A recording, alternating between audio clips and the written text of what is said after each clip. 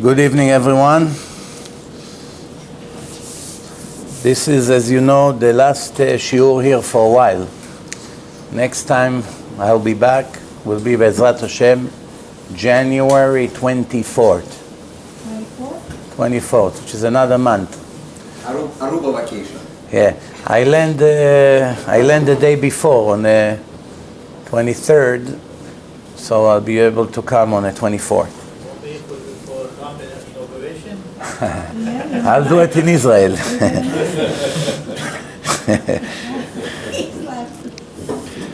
Yeah. Who's that Michael instead of you? As you see, Baruch Hashem, before we start talking about Parashat Vayeshev, as you probably see, the terrorism, as I told you, is constantly increasing. It's not going anywhere. The Ishmaelim, the Arabs, will continue to push until the end. There's nothing we can do about it. That's it. It's going to be everywhere. In Germany, every second they report perhaps a possible bomb. They live under paranoia. Same thing in France, Belgium. They announced today that they go full force in Belgium against Muslim targets, which are suspicious. It's only going to get worse. And like I told you, there's no way to prevent it. It's only, the Arabs are not afraid of attacks or tortures or anything like that. They're very devoted in their mission to destroy us. They won't rest until they do it. The only thing they don't know is that Hashem is using them to do what He wants to do in the world, and then eventually, because they chose to do bad, they're going to get punished for it. One way or the other, we will get what we deserve, with or without them. I told you once, I made a lecture once, the messenger of the Satan. A person, one of the things he has to make sure in his life, that the Satan is not activating him, meaning he took over him or her, and using them to do his job in the world. It's no bigger insult to know that you're actually a messenger of the Satan. You became a soldier. Soldiers of the Satan. That's, I think, the name of that lecture, which we explain how sometimes people are messengers of Hashem when they deserve it, and sometimes they are messenger of the Satan, to do bad things to people. Why is it? A person is going in the wrong direction, eventually the Satan is taking him over. People that do good, bad, they fight with themselves. They want to do good. Not necessarily the Satan is going to use them. But people that already go too negative, there is a saying in Gemara, Megalgelim zchut liidei zakai, Megalgelim chova liidei chayav. Zchut, it's a merit. Someone that has merits, Hashem send him more merits to do something extra good. Why? Because he's choosing always good. So Hashem is using him to do more good, meaning he's giving him a bonus. What is it like? It's like you have a real estate office, and there's an owner, and he has sometimes leads that he gets on his own. And you want to send one of the salespeople. Who is he going to give it to? Someone who's working very serious and bring him a lot of parnasah. He doesn't want to lose him. So he will give him, here, you can go here, you can go there. Because he finds on his own. He does a lot of good on his own. The boss wants to give him a bonus. Since he's such a good worker, here, go and make a sale. Here, go make a sale.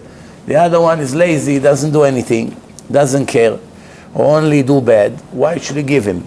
It's very simple, common sense. The Parasha, Vayeshev Yaakov be'eretz megurei aviv be'eretz Canaan. Yaakov is sitting in the land of Canaan, the land of his father. Canaan today it's Eretz Israel. Ele toldot Yaakov. This is the genealogy of Yaakov.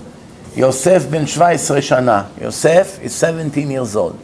The genealogy of Yaakov is Yosef. What about all the others? Right now we're focusing on Yosef. The story of Yosef, that's actually the main thing, the most important thing in the life of Yaakov Avinu. The Gemara says, V'Yisrael ahav et Yosef. On the pasuk, Yaakov loved Yosef. Why does it say Yaakov and not why does it say Israel and not Yaakov?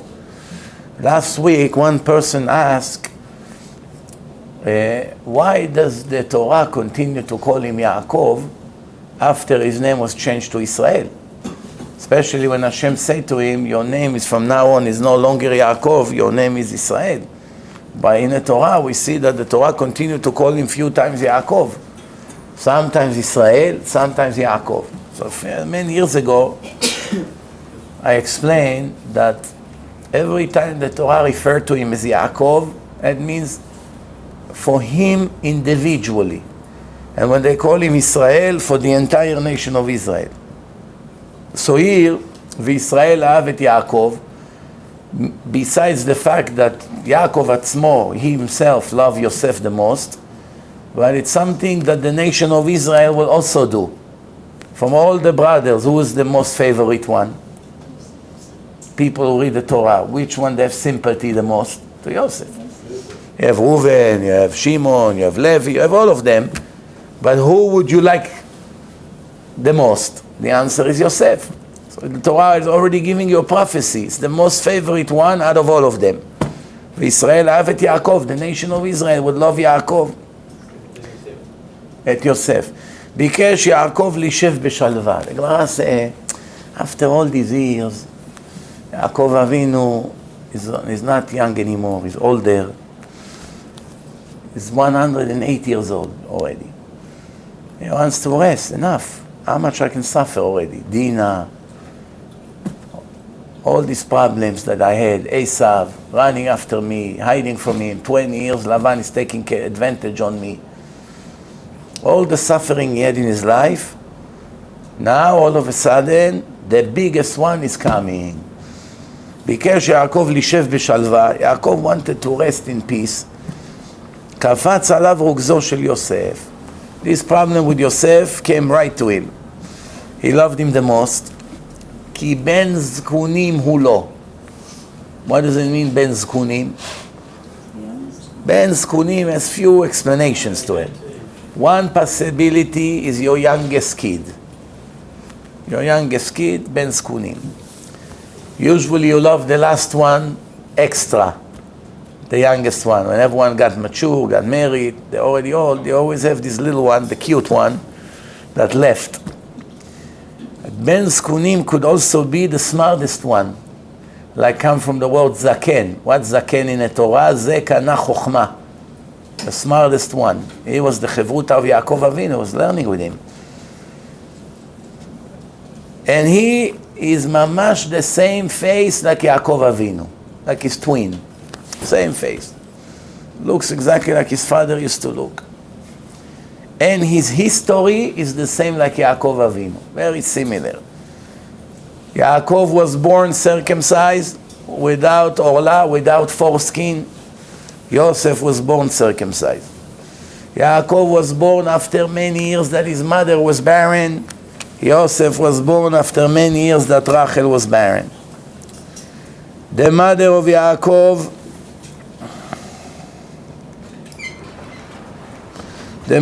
Yaakov had two boys. Rachel had two boys. Meaning Yosef had one brother, Yaakov has one brother. This became firstborn. Yaakov became firstborn after he bought it from Esav. Yosef is the firstborn. Yaakov, his brother hates him. Yosef, his brothers hate him. Both of them had to be forced out of the land of Israel to overseas. Both of them married a woman and had kids out of Israel. Both of them had angels escorting them on the way. Both of them became a legend after a dream that they had. First came the dream and then they went up to become big and famous. Both of them blessed the house of their father-in-law.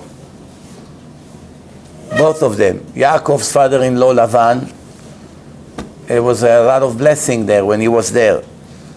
And Yosef was working in the house of Potiphar. The Torah said that the house was very blessed. Everything he does, he succeeds.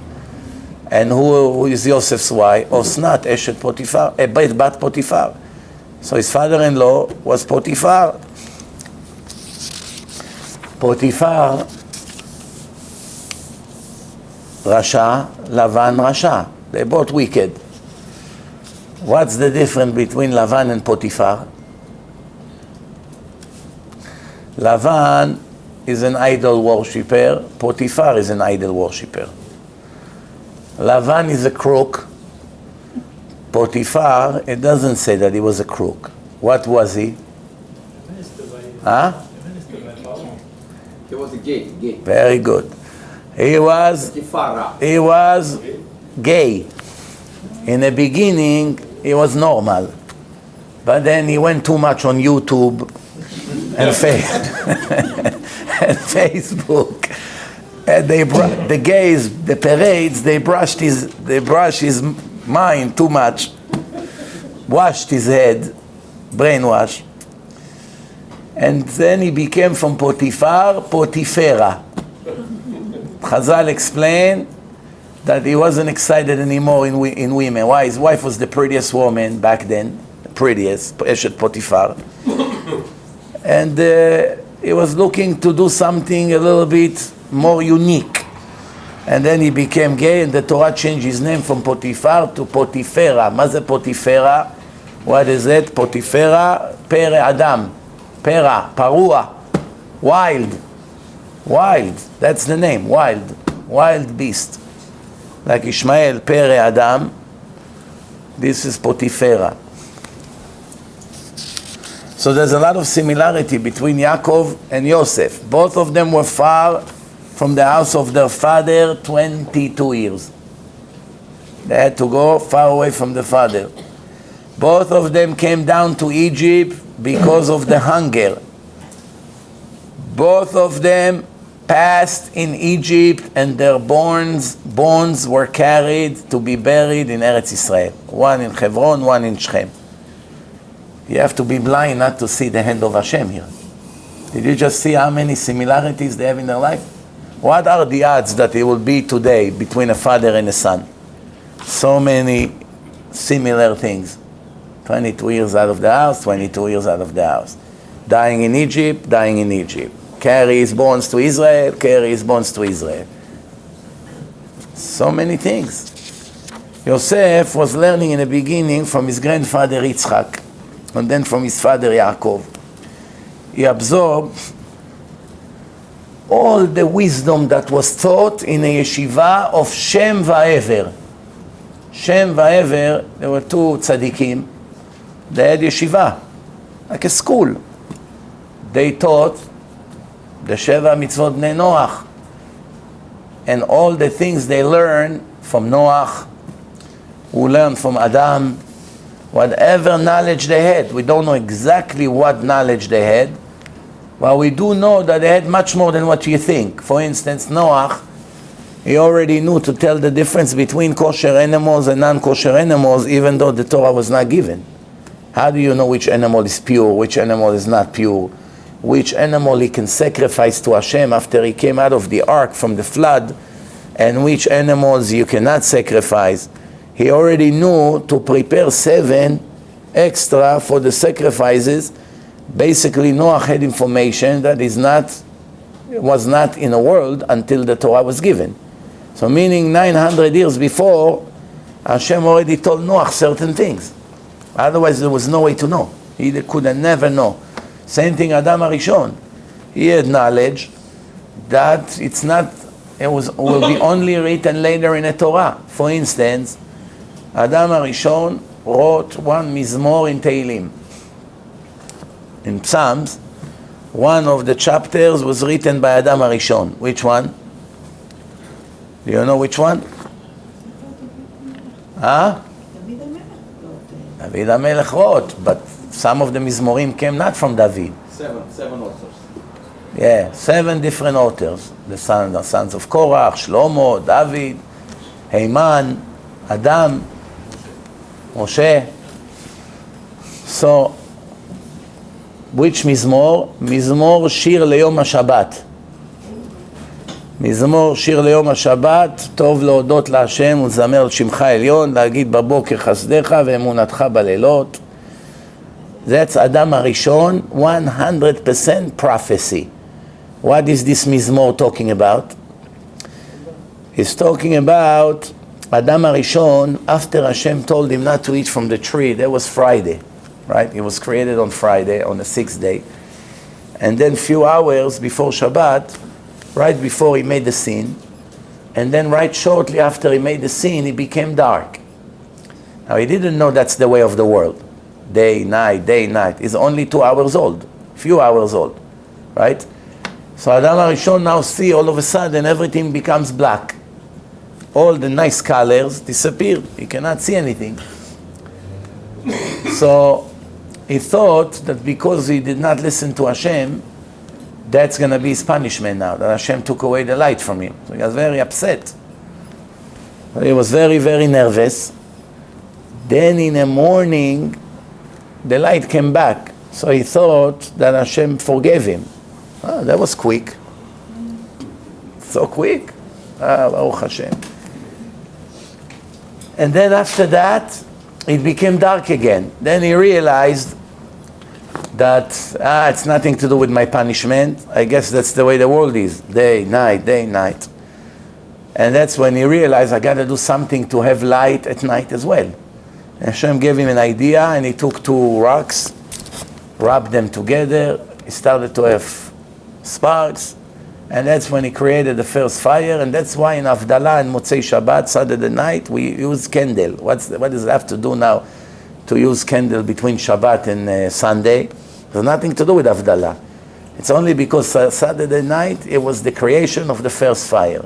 So we make bracha, Baruch Ata Hashem Elokeinu melech haolam, borei meorei ha'esh. Also,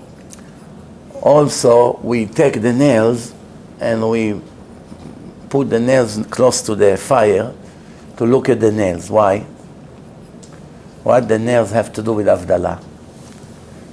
The answer, Adam HaRishon, it was made and covered not with skin, with nails. It was all nails. Same thing, you have nail around on the edge of the fingers. Imagine the whole body was covered with nail. Flexible, but nail. Beautiful, shining like diamond with the reflection of the sun. After the sin, it's written, Vayas lahem kutonot or. Hashem made him an outfit of skin. This is the skin we have now. The nail went away, and only a little bit left, here and in the toes, which all the tumah, all the impurity and the sitra achra is always holding to the nails. Why? Because this is a memory of what Adam used to be before the sin.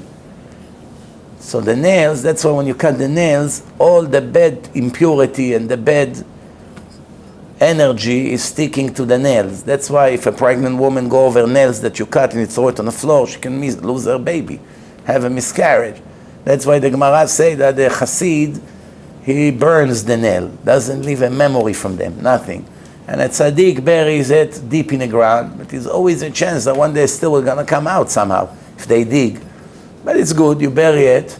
Today we don't have to bury it, we can just flush it in the toilet, but in the old days they used to bury it. And Rasha, someone that is wicked, he throw it on the floor. Why? He doesn't care. Someone will come and get damaged. What's the connection now to a pregnant woman? Why a regular person doesn't get damaged, but a pregnant woman can get damaged? If it's bad, if it's Satan holding to these nails, it should attack every person. Why only pregnant women? The answer is because every pregnant woman has a baby inside her womb, stomach, that learns with an angel Torah. And therefore, when he walks over this nail, the Satan goes crazy, because the Satan hates Torah so much, and that's a danger to the baby. After 9 months of pregnancy, the angel that teach the Torah to this baby, he tap him on his lips, and when he comes out, he makes him forget the whole Torah. There's one person, he lives today in Netanya, still alive, that was born 73, I think, years ago, 74 years ago, still alive. I was just in Shabbaton with the Hasidim. Some of them know him personally, until today. They spoke about him over there. I forgot his name. What was his name? Ashkenazi Jew.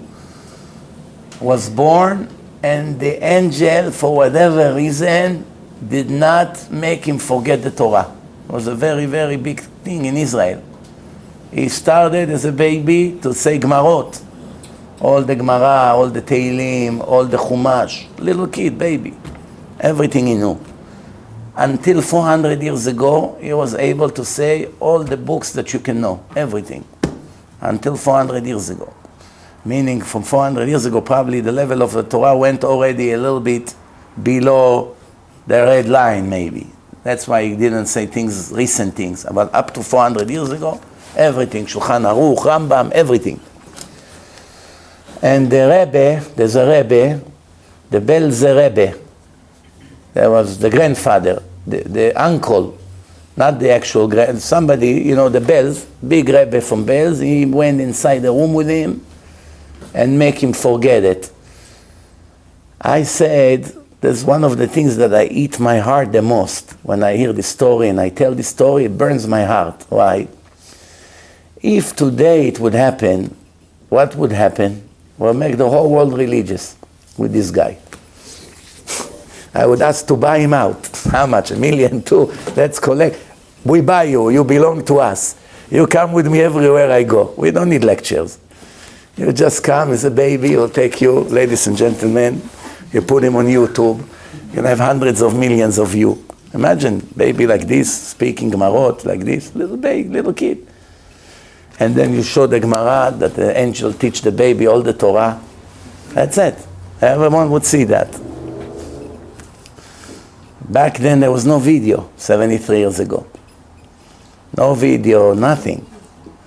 This person is still alive. He lives in Netanya, in Israel. I have a seminar in Netanya, January 19, in a hotel there by the beach. Netanya is a beach city. So today, they told me that almost all the rooms were taken, and this is more than a month before. But the interesting part is that the guy that organized it, he told me, you don't know how many people here from Netanya will walk to the hotel on Shabbat. Walk 20 minutes, an hour, half an hour. People that live nearby, they all plan to walk. So I hope we're going to have room. In Israel, it's different than here. In Israel, people are willing to drive 3 hours to get to a lecture.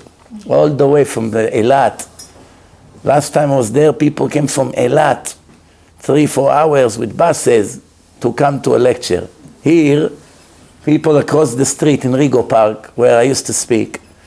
I speak here, they are across the street. They come out of the elevator, walk 10 steps, they're inside the shul. We're watching it online, Rabbi. Watching it online. Do you know what's the difference between watching it online to watching it live? Do you know or no? Huh? They are listeners and here we are participants. No, what's the difference? So we participate in the mitzvot of the spreading the Torah here. There we just comprehend it. There we just learn it, and here we just spread it. Here we are part of the holding the Torah. So, let me explain. No. He has a good point. He has a good point. The point is like this, to make it clear. When you listen to a lecture at home online, if it's 2 hours, it counts like you learn Torah 2 hours. According to the level of the lecture. Gemara, Chumash, Musar. It's 2 hours of learning. Based on a calculation of the Chafetz Chaim, each hour is 60,000 mitzvot. So if you have a speaker that speaks pretty fast, you have about 120,000. You know what? Make it 100,000 to be on the safe side for 2 hours. It's a lot, right? It's nothing. Why it's nothing? Because when you come to the actual lecture and you sit also 2 hours without texting, paying attention to what the speaker say. Very good. So, if you listen to everything for 2 hours, you're in a lecture, you already got your 2 hours, just like watching it at home. But now the real reward will begin. The next day it goes online, and many, many thousands of people watching, and each person is 2 hours, 2 hours, 2 hours. It adds to thousands or tens of thousands or hundreds of thousands of hours. You have a share in every one of those thousands of hours. Why? What does it have to be with you? Because the way Hashem pay reward to people is in any mitzvah that was done in the world thanks to them, directly or indirectly, they get a reward for it. So the people that come in the snow, in the rain, in the heat, hard transportation, walking 20 blocks, whatever the case was, or with the traffic that, it's not easy sometimes. So they sacrifice to come listen to it live, which they could have sat in their bed with the headphones, with a cup of coffee and enjoy the lecture. It's more convenient. Don't have to sit in a chair. Don't to see Mr. Khorashov texting, So all this. I didn't make one single text message so far. Do you know? I want to tell you something. One person made you a nice name. Can you ask Mr. Gorbachev to be quiet? And guess what? It took me less than a second to realize who he's referring to. Not bad, Gorbachev. Better than Putin, no? Anyway, so you come to the lecture, and thanks to you that you come, the lecture took place. Imagine if nobody comes, there's not going to be lecture.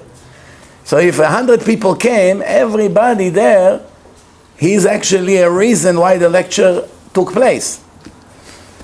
And therefore, they continue to get reward, even they basically did nothing besides just coming to a lecture. This is fantastic. People don't get it. They don't know how much they lose. Those people from across the street in Rigo Park, imagine when they come to the Judgment Day, and they show them, you see how many thousands of hours you listened online? Now let's see how much it should have been, how many millions.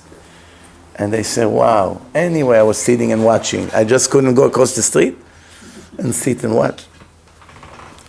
So going back to Adam HaRishon, so the nails is a memory of what it used to be. That's why we do netilah on the nails, on the morning. In the leg, netilah won't help to wash the legs. It's so strong, the impurity, even if you do netilah, it will remain, doesn't leave.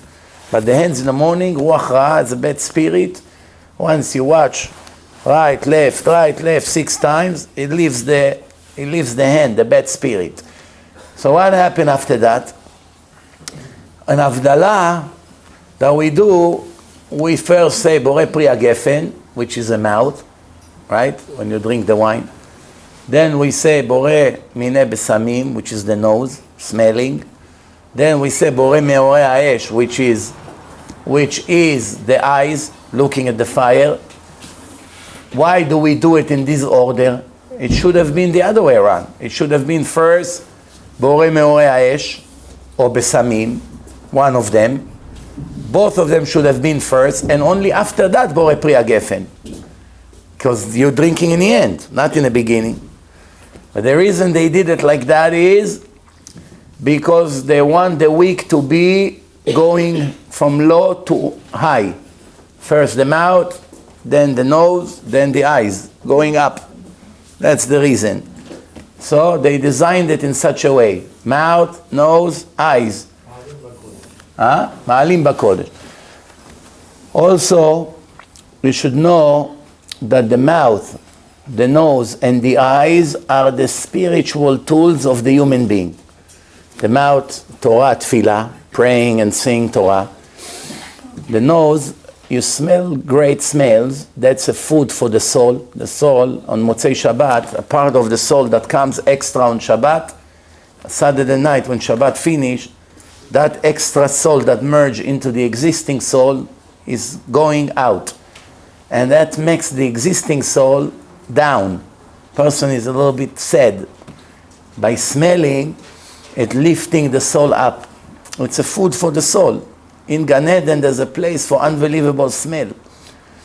That's why it's not good to smell bad smells. Person go to places that have bad smells, should not smell them.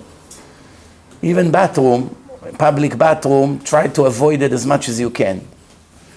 Try to plan that you would not need a public bathroom. Why going in and smelling all the porks processed over there and shrimps? It's not exactly good for the soul. And when you have to use the bathroom, do what I do. Go like that. Go inside. Like this, you don't smell anything. You breathe. That's a great filter. Make sure you have long sleeves. It's a part of modesty. You go like that. You know what you have to do, and you run out of there right away. So, Adam HaRishon, when he saw that Motzei Shabbat, it became dark again, he realized, now he made a Mizmor to Hashem. Mizmor Shir Le'Yom HaShabbat. He made in the morning. When he saw the light came out, he was very happy. And this Mizmor is talking about the wicked people. Why is he talking about the wicked people? Bifroach Reshaim Kmo Esev, that the wicked people are popping like weed. You know weed? If you have a grass, it takes a long time to plant grass. If you have a new construction, you have to put a lot of seeds and until the grass grow, and then you have to add a little more. So there's some bald spots. But after a year or two, you look at your garden and your grass, your lawn, it's all weeds. You cannot believe it. It's like cancer. One or two, it spreads to all over the area. Then you need weed killer, tons of these. It's a horrible nightmare, these weeds. They grow everywhere, even on the driveway.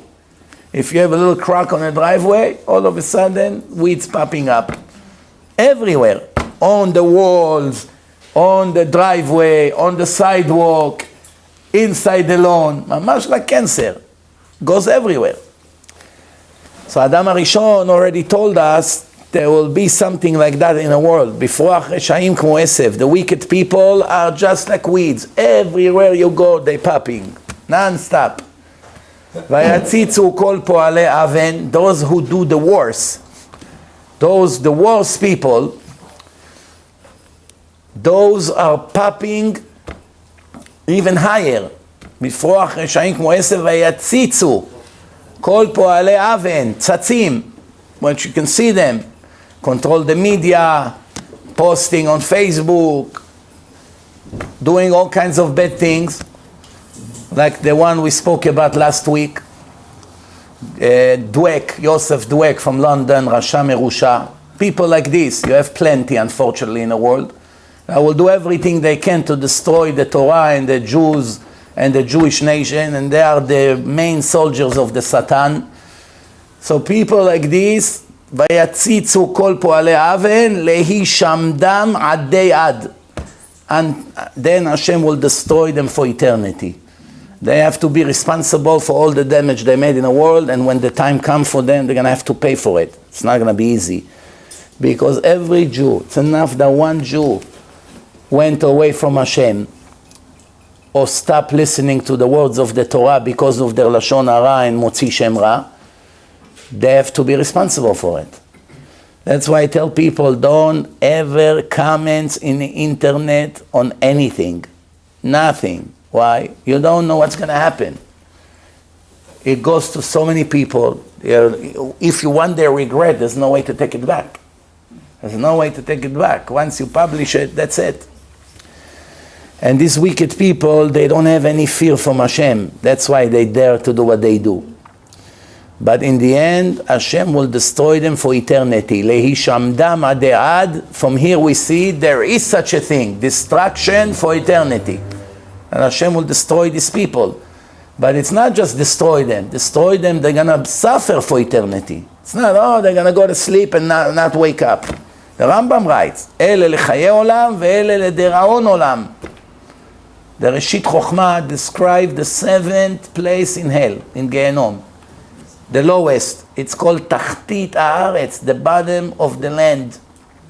And the Reshit Chochmah, which is a very, very, very big Kabbalist, 450 years ago, Rav Eliyahu the Vidash, was in the time of the Ari HaKadosh, you know. So what happened is that over there, he writes that those who are getting cleaned from the 6 places in Gehenom, 1 to 6, all the dirt from their souls is sinking to the bottom of the earth. Sinking to the bottom of the earth. And then once it's sinking all the way to the bottom of the earth, it remains there. And there are people that are so wicked that they go to the 7th place in Gehenom, which is called Tachtit Haaretz, and enam yotzim misham le'olam. They never come out of there for eternity. Never ever. Meaning, from the first top 6, people eventually goes out. Just like you go into jail, eventually you come out. Imagine there was such a thing, a jail, no chance to ever come out. I don't care, you're 16, you'll be here until age 90. There's no way to come out. No one can take you out, not even the president, nothing. Understand? In Israel, and in America, the president has the power to release prisoners. But it's not so simple. In Israel at least, I don't know all the rules here in America, but in Israel there is a rule that the prisoner has to write a letter and request from the president to release him, and of course he has to express regret. Okay. Believe it or not, there are some prisoners who refuse. I told them, you know, if you write to the president, you have a good chance to get out. You've been here for many years. They refuse to go out. Yesterday in my series, The Psychology of the Mind and the Brain, I came to a part in a series where we're speaking about prisoners that they have such regret and a shame for what they have done that they told the psychologist, which was in that case was Rabbi Hoffman, they told him, I don't deserve to come out of here. I don't want to apply to the president to take me out. And there's one of them, there was a Moroccan Israeli. He came from Morocco when he was a teenager. And what happened is that these people, you know, Rabbi Hoffman told him, I want to speak to the judge that he should let you go, you know, on good behavior. But I cannot do it if you're not going to promise me that you're done with the crime, because I'm putting my name on the line here. I want you out, but every time you went out, you went back to crime. So would you promise me? So he kept saying, no, not yet, not yet, not yet. Eventually one day he told him, yes, now I promise you I won't go back to crime. He said, okay. So write the letter we'll write the letter to the judge, and I'll tell the judge that you're on good behavior. So he said to him, give me a piece of paper and a pen. So he said, what do you need it for? He said, I want to write a letter to my parents in Morocco. They've been sending me letters all these years. I did not answer to any one of their letters. He said to him, why? He said, because as long as I was a criminal, I felt very dirty to even write to my righteous parents in Morocco. They're religious, nice people. I didn't think I deserved to write to my parents a letter. But now when I decided that I'm done with crime, now I have a relief. So I want to write to them a letter. This is in a psychology of a person, people always have the need to purify. Even non-religious people. It's not only religious people. This is the way Hashem made the system, that a person has a conscience who constantly bother the person when he does things wrong. The only problem is, if a person abuses this conscience, the conscience stops beeping. It's like an alarm.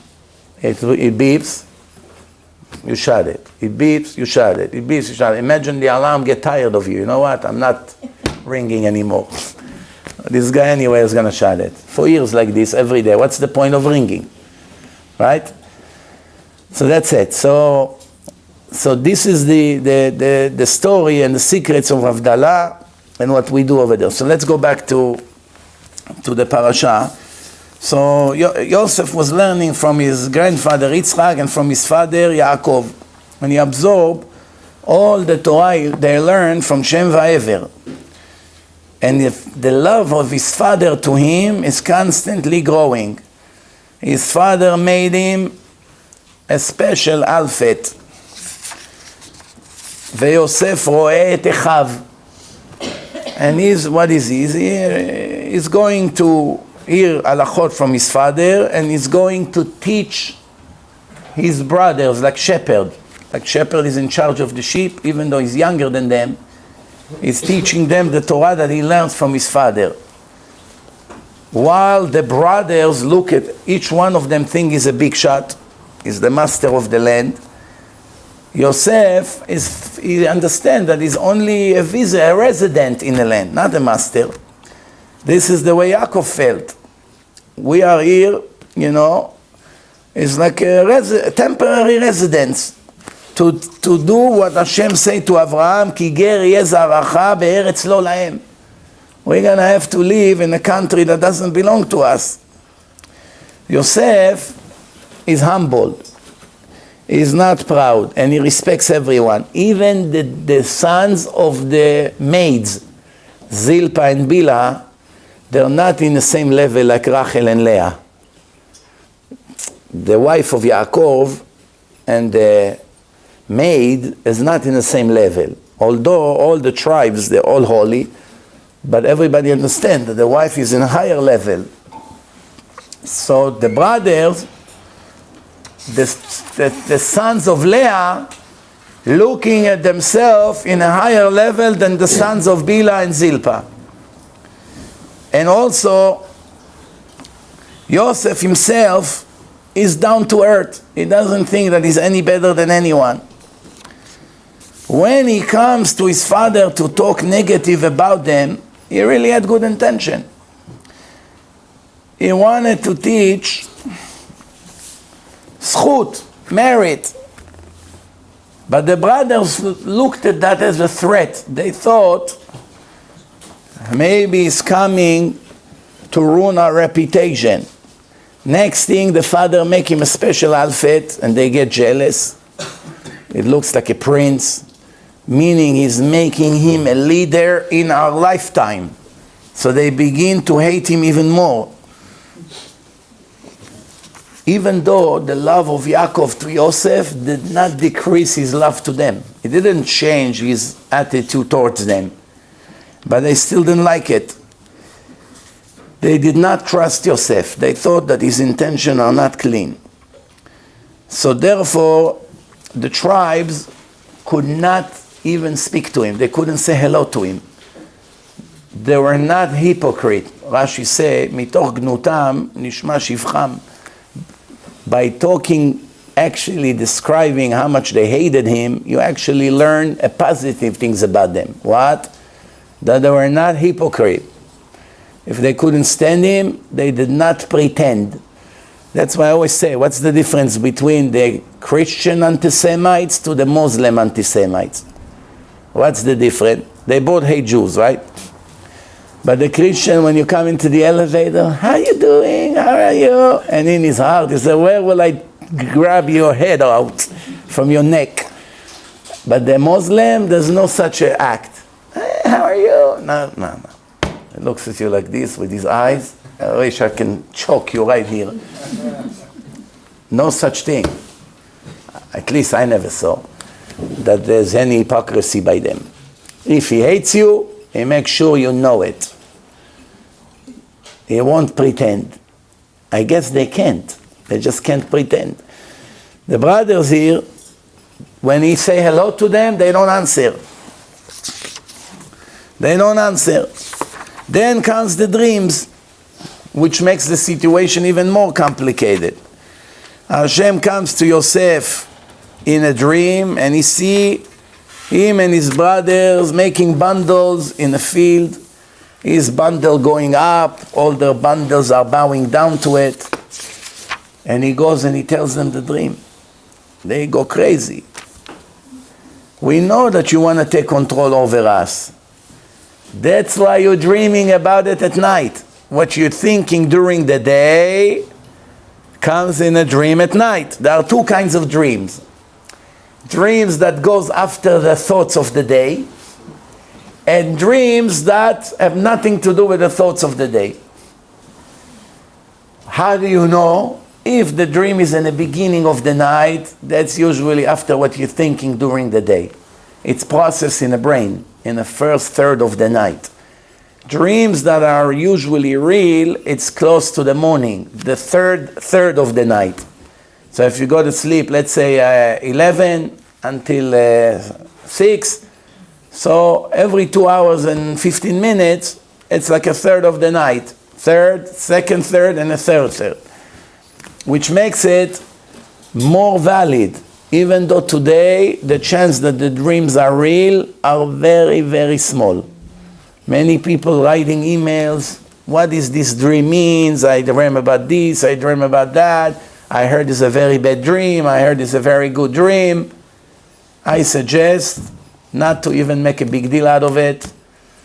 Most 99.999% of the dreams are nothing. They don't mean anything. Even if you dream that your teeth falling, which in the Gemara it's a very bad dream, God forbid, very bad. Even if that's the dream, you have nothing to worry about. Today, the Satan knows that people panic, and he fooled them in the middle of the dream. What do you have to lose? Do tshuva. You have to do tshuva anyway. Every day you have to do tshuva, not only when you have a bad dream. If the dream repeats more than once, then it could be a problem. The same dream repeats, you dream that your teeth fall, and again you dream about it, that could be already a problem. Maybe there's a message from Shamayim. But that's only if you did not visit the dentist in the last few days. If you visit the dentist, you have nightmare. When I was a kid, they took me to see a movie, Sharks. Jaws, the Jaws of the Jaws. There was the Meltaot, Jaws. For 2 weeks I dream about the shark. Not 2 nights, 2 weeks. I was going from one side of the bed to the other, imagining myself on a boat, is biting my leg off. How people don't think what movies to let their children watch. Nobody even knows how bad it is. Nightmare. So, we know that that's what you're thinking during the day. You want to force us to bow down to you? You cannot be a king. Why? You're not worthy. Why? You speak Lashon Hara. A king should not be a person that speaks Lashon Hara. Then he has another dream. The sun, the moon, 11 stars, they bow down to him. So Yosef is telling the dream to the brothers and to his father. Yaakov realized it's a prophecy. He knew. But he did not want to make even more hatred between them. So he spoke against Yosef in front of them. You really think that me and your mother is going to come to bow down to you, the sun and the moon? Sun is the father, the moon is the mother, and the stars are the brothers. Right? So, is it good that Yaakov spoke against Yosef? Or no? What do you think? If you see the two of your sons fighting, and to prevent the hatred, you know that the one that they're jealous with, so you actually speak hard against him to relax their jealousy.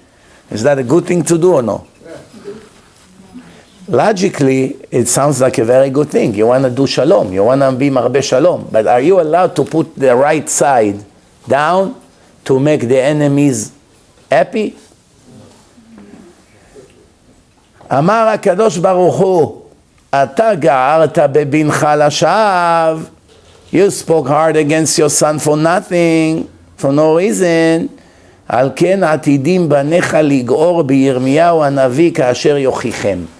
Because of that, when Jeremiah the prophet will come to speak to your children, to rebuke them, they will fight and argue against him. They won't accept his rebuke and musar.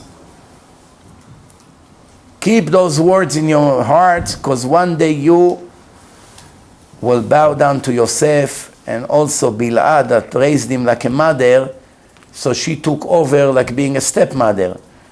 Also she will bow down to him with her knees. Yaakov realized, but the brothers continue with their jealousy. Then, after a few days, the brothers went to Shechem. Shechem. Today, if you go to Shechem, as soon as you walk 50 feet, you're dead. Or kidnapped. One of the two. You choose which one you like. As soon as the Arabs see you, Yahud, in Shechem, Shechem it's Nablus. You're dead. You're finished. You cannot come out of there alive. But back then there was no Arabs in Israel yet, like they claim. Do you know when the first time that the world made up that word Palestinians is? When did it all start, this scam? How do you know there was never a nation called Palestinian? How do you know? How do you know? No, Plishtim, it's Philistines. It's a different nation. They call themselves Palestinians after the Romans who call Israel Palestina, after the Philistines that live in Gaza. It's a different nation, not Arabs. And they came with this scam calling themselves Palestinians. But there was no such nation in the last 2,000 years in Israel, ever. No government, no anthem, no army, no nothing. No record, no history books. There's not such thing. There's no nation Palestinian. Look how the whole world is scamming with this big scam. The biggest scam in history, perhaps. But how do you know? How you finish the argument in 1 minute? In Arabic, you don't have the letter P. They say B. It should have been Palestinians. There's no way to say Palestinians in Arabic. Therefore, they could never make themselves a name Palestinians because they don't know how to say pa. In Israel, when an Arab comes to buy a pizza, give me pizza. En li shne pizza, vakasha. And when they say they want a can of Coke, how do you say can of Coke in Hebrew? Bachit cola. Bachit cola, they say. Bachit. So the Israeli ask him, mi bacha? Who will cry? Bachit. You understand? Here is a proof that it's all a lie. Just like in America, they don't know how to say chi. How do I know? I hear it 15 times a day. How the Americans say Mizrachi? Let me give you all the possibilities. One, Mizrachi. Second, Mizrachi. Third, Mizrahi. Fourth, they say, I'm sorry, can you help me out with your last name? They don't know how to say. There's no such thing, Chi. They say Eastman also. Chi, they don't know how to say. So imagine now that the Americans will try to claim that, in a country with the letter Chi, there was theirs. Everyone will say, wait a minute, you don't even have it in your alphabet. How can it be you? In your alphabet, you don't have it. Why would you make a letter in your name that you cannot say? That's a proof. That's a very strong proof. No one can answer this. Let's move on. So,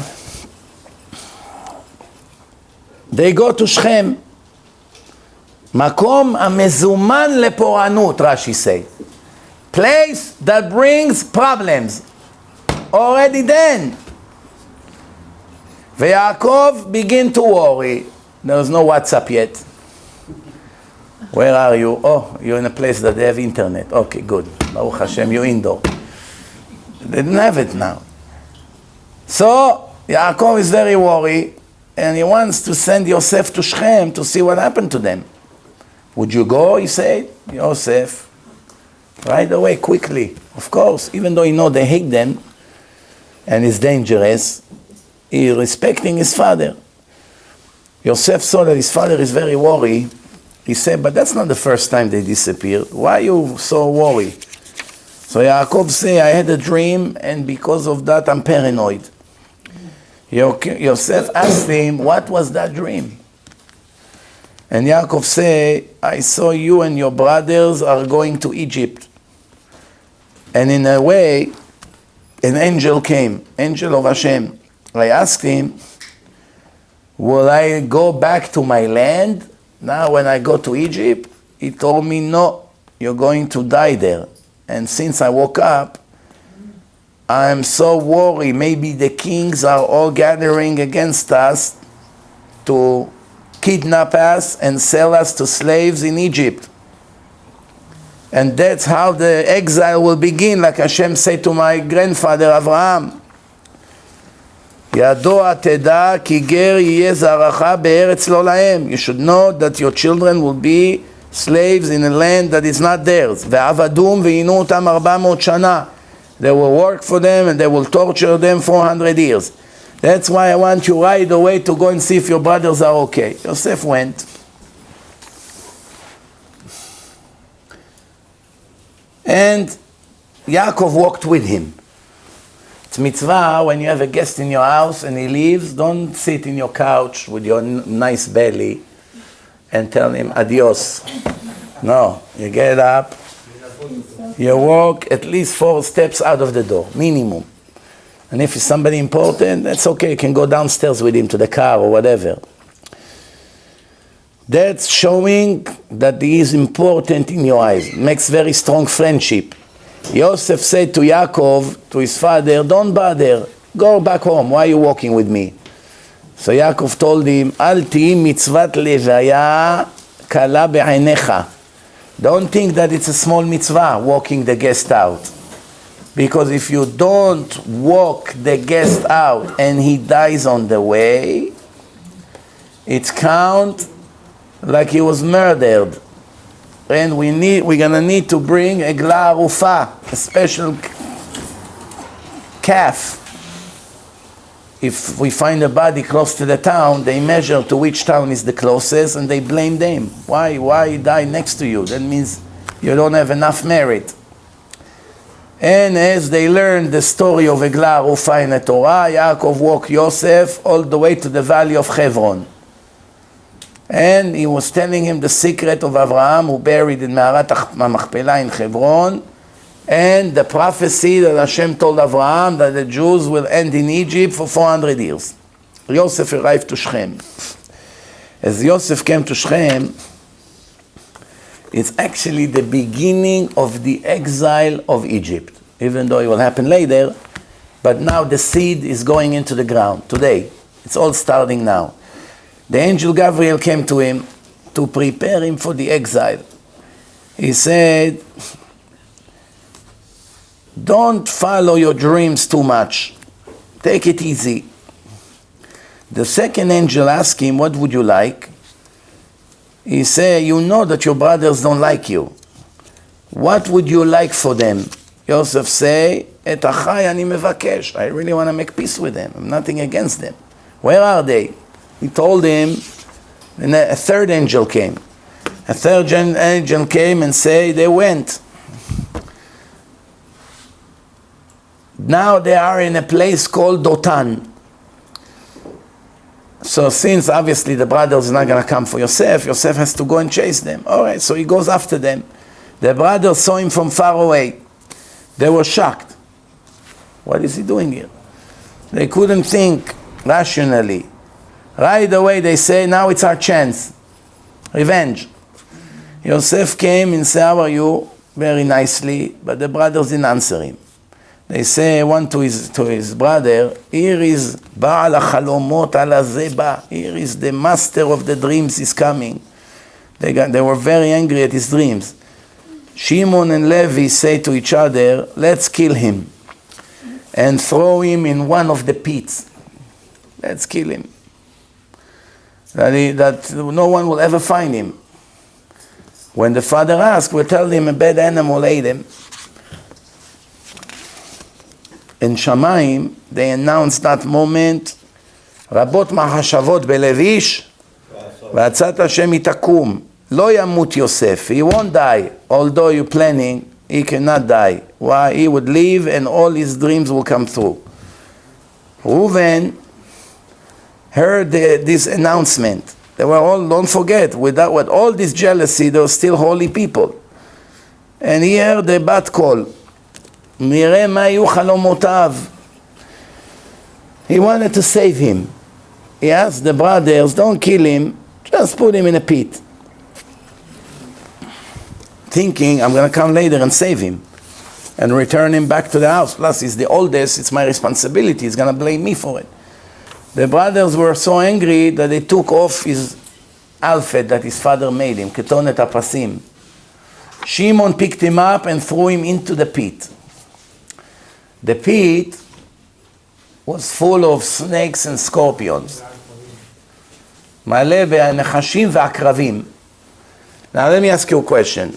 Reuven, he said, don't kill him. You can come and choke him or stab him. You can kill him physically. Don't kill him. Throw him to the pit.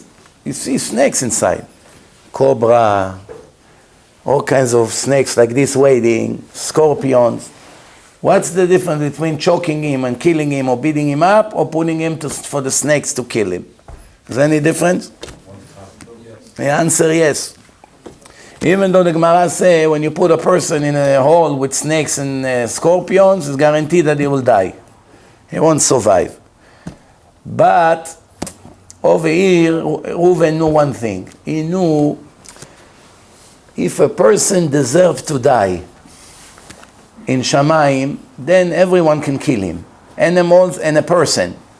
But if he doesn't deserve to die, if you put him by the animals have no permission to touch him. That's like a lie detector. Then you know if he really deserves to die or not. He wasn't sure. So let's see. If he's not guilty, then Hashem will save him.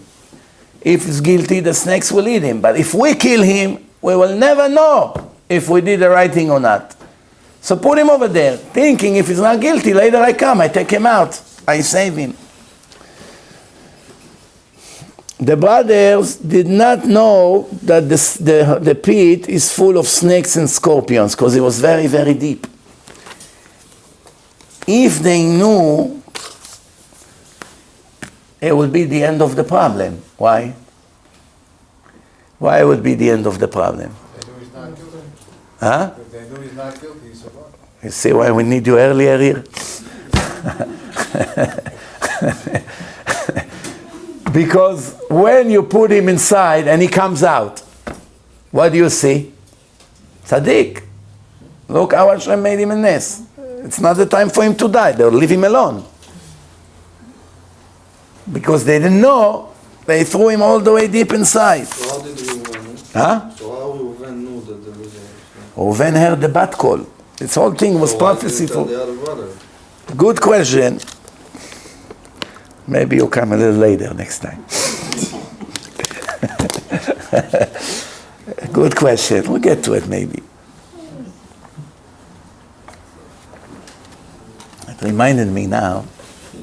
Now it's the time I have to go outside and pray to Hashem to give me the answer. There was one rabbi in Tunisia. His name was Rabbi Chai Tayeb. And he was very, very big chacham. Very big chacham. His two brothers, Yitzchak Tayeb and Chai Tayeb. They both very big chachamim. And he wrote the book Erech HaShulchan. Not Aruch HaShulchan, Erech HaShulchan. Rabbi Ovadia Yosef said, if you have this book in your house, it's already a very big blessing. Very, very special. So, back then in the town, in Jerba over there, where the Ira Kohanim, they have a shul that is 1,000 years old. In Morocco, they have a shul 500 years old, still standing. In Jerba, 1,000 years old. The Arabs tried to blow it up a few years ago, remember? With a car, they came, Baruch Hashem, they didn't succeed. So there was a Rav Yeshaya Basis, that was his name. He was the chief rabbi of the town. And this Chai Tayeb, when he was a kid, since he was a kid, all day was sitting with his books and writing. Chidushei Torah, Torah, Torah, Torah. Piles like this of papers he had. One time, the neighbor said to his mother, "What kind of son you have, so boring? All day sitting and learning and writing, never go to play with the kids, never do anything, never help you to go to the market. Why do you need a son like this? So the mother, the foolish mother, said, what can I do? He likes to learn all day and write. What can I do? She said, I have an idea.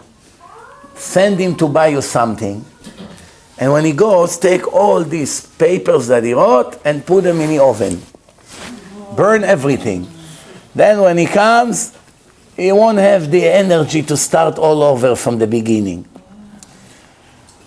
The genius mother that he had did it. She burned all the years of what he wrote. And then when he came and he saw it, he had a mental breakdown. It broke. And because of that, he started to drink alcohol to relax himself. And you know, when you drink, you get in a good mood. And when he used to come to the shiur of the chief rabbi, Rabbi Basis, he used to come behind him and pull his kilt. He had a special chief rabbi. He went like this, and the rabbi turned around, and he pretended it wasn't him, and everyone laughed. And he knew it's him, but he was such a big chacham. And he said, what am I going to do now? So such a big genius is making fun of me, pulling my skirt. So one time, when he was a little drunk, he asked him a very hard question. And the chief rabbi didn't know the answer. So he said to him, I'm going out to the bathroom, I'll be right back. So he went outside. Then he came back after 5 minutes, and he gave him the answer. So he's sitting inside the drunk, and he said to him, oh, of course, you went up, you picked up your hand like this to Hashem, you begged him to give you the answer, Mishamayim, that doesn't count. So he saw, not only he knows all the Torah, this one, he also has Ruach HaKodesh. He already know what's happening outside, without coming outside. So he said to him, it cannot be that such a big chacham like you will drink alcohol. I make a decree, no store in town is allowed to sell you alcohol. Sell you alcohol, I close them down. He went to the 3 stores, he gave them a special thing with a stamp of the chief rabbi. You're not allowed to sell to Rav Tayyeb any alcohol. So he came to the first store, give me my bottle. Not today, we show him the leather. He went to the next one, show him the leather. So what's going on? He went to the third one, say, if you want, you can take on your own. I'm not giving you. The chief rabbi signed. Ma, I'm a thief? What do you mean take by yourself? Here is my, I can't sell you. Top. Now he doesn't have alcohol, he's depressed all week. Shabbat, the chief rabbi is giving a speech in a big shul there. The chief rabbi, he comes up to the stage, hundreds of people in a synagogue. He's about to start talking about a parasha. This week, parashat, forgot. Which parasha is this week? Why? In front of hundreds of people. 1 minute, please. He opened out the Rambam. Things that he knows. Rambam. The Rambam say, got confused. How come it's not here? Where is it? He's looking. 5 minutes, he cannot start the speech. Then he realized something here is not right. He called up the Gabbai. He said, listen to me. Is Rabbi Tayyeb here somewhere? He's hiding over there behind the curtains. He said, run, quickly bring him over here. So he came. He said to him, Rabbi, you embarrassed me in front of all the people. What, you blocked my mind. He said to him, you close from the bottom, I close from the top. Meaning the barrel of alcohol. The barrel used to be in barrels. You release from the bottom, I will release from the top. He said, okay, fine, I'll release from the bottom. Release! So now you go, you give the speech of your life.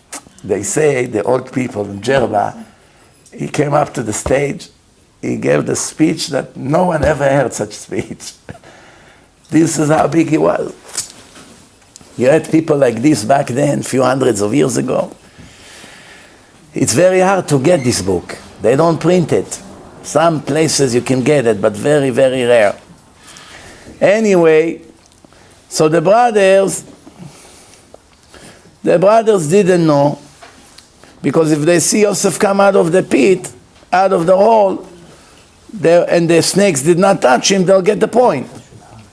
They left, they went far away from the hole, from the pit. Why? That they should not hear Yosef is screaming and begging.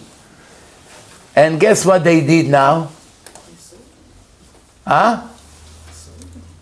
They started to eat sushi. I mean, Lafa and Zatar. What difference does it make? What? They sat down to eat. Is it possible such a thing? You just took your brother, you put him in a pit. At least go home with an angry face, something, broken heart. Get nervous, have a second thought. They went up to sit. They sat down to eat.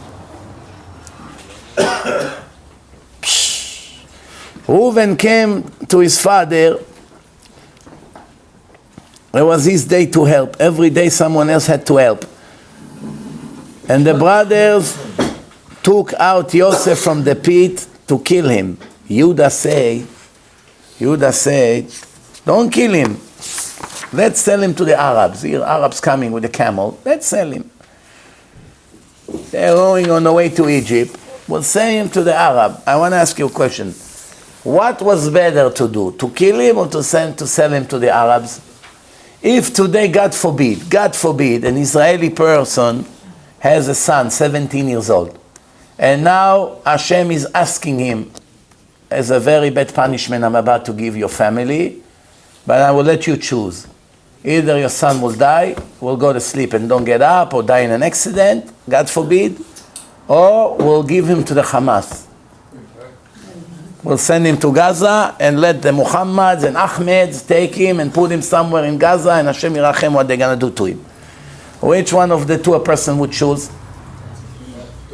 Huh? If he would say, let the British take him.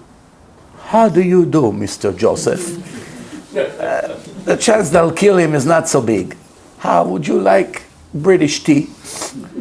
It would not be so bad. Okay, let the British take him. Hopefully one day they'll release him. But in the hand of the Arabs? Wow. Who knows what they're going to do to him? People that were in Arab prison in Syria and in Egypt, not one of them came back normal. You have no idea how much they tortured them. They tortured them in such a way. Today, by the way, the Arabs changed their techniques. They know the Israelis are so dumb that they will give them for one Jew 1,000 murderers. So they reserved the assets very well. They even gave him hummus and labane and play sheshbesh with him. Gilad Shalit, the model. You understand? This is one of the most stupid decisions the Israeli government's ever made. Coming to save one Jew and releasing 1,000 murderers who already killed many more than one Jew. Already. And that's what we know. We don't even know the rest. Who knows what else they're doing? It was against the Torah. Against the Torah. You don't release a prisoner by paying more than the value of the prisoner. That's a rule. And put him at... Louder. When they wanted a ransom to be taken, so the psak was that you don't release him, because if you have to come and says, there's no laws of Pidyon during the war. During the war, all laws fall away. Right. So therefore, there's no Pidyon, and they would never release them. But this was not a war. That was after the war. But there's a, for different. I tell you. There's a. He asked about why it's Pidyon Shvuim. Pidyon Shvuim. It's a very big mitzvah, but it doesn't say that you. If they say to you, you want to release this Yosef, give us 10 Jews that will kill them, and then we'll let him go. You're allowed to give him 10 to release one. It doesn't make sense, no. I give you an example. They had 800 years ago, the Goyim took the Maharam Rothenburg and they put him in prison. He was a very, very big Chacham, one of the biggest rabbis back then. They put him in prison. They wanted a huge amount of money to release him. And he said to all his students, no one will pay this money. I'll die in jail and you're not going to release me. Why? If you give them this kind of money, every day they will kidnap another Jew. I have to die, I die. You don't release me. Today, oh, where are you, my students? You're such an ungrateful Talmidim. Why are you not bringing $20 million to release me? But back then, the truth is above my convenience. Don't dare to release me. When he died in prison, even his body they refused to release. They refused. So one person went and redeemed the body anyway. He paid them the money for the body. And in the end, he was buried next to him. Next to his body, the person who redeemed him. His chut was that he was buried next to him in a grave next to him. So, how did the brother want to send Yosef with the Arabs? That's a very big dilemma. How can it be such thing?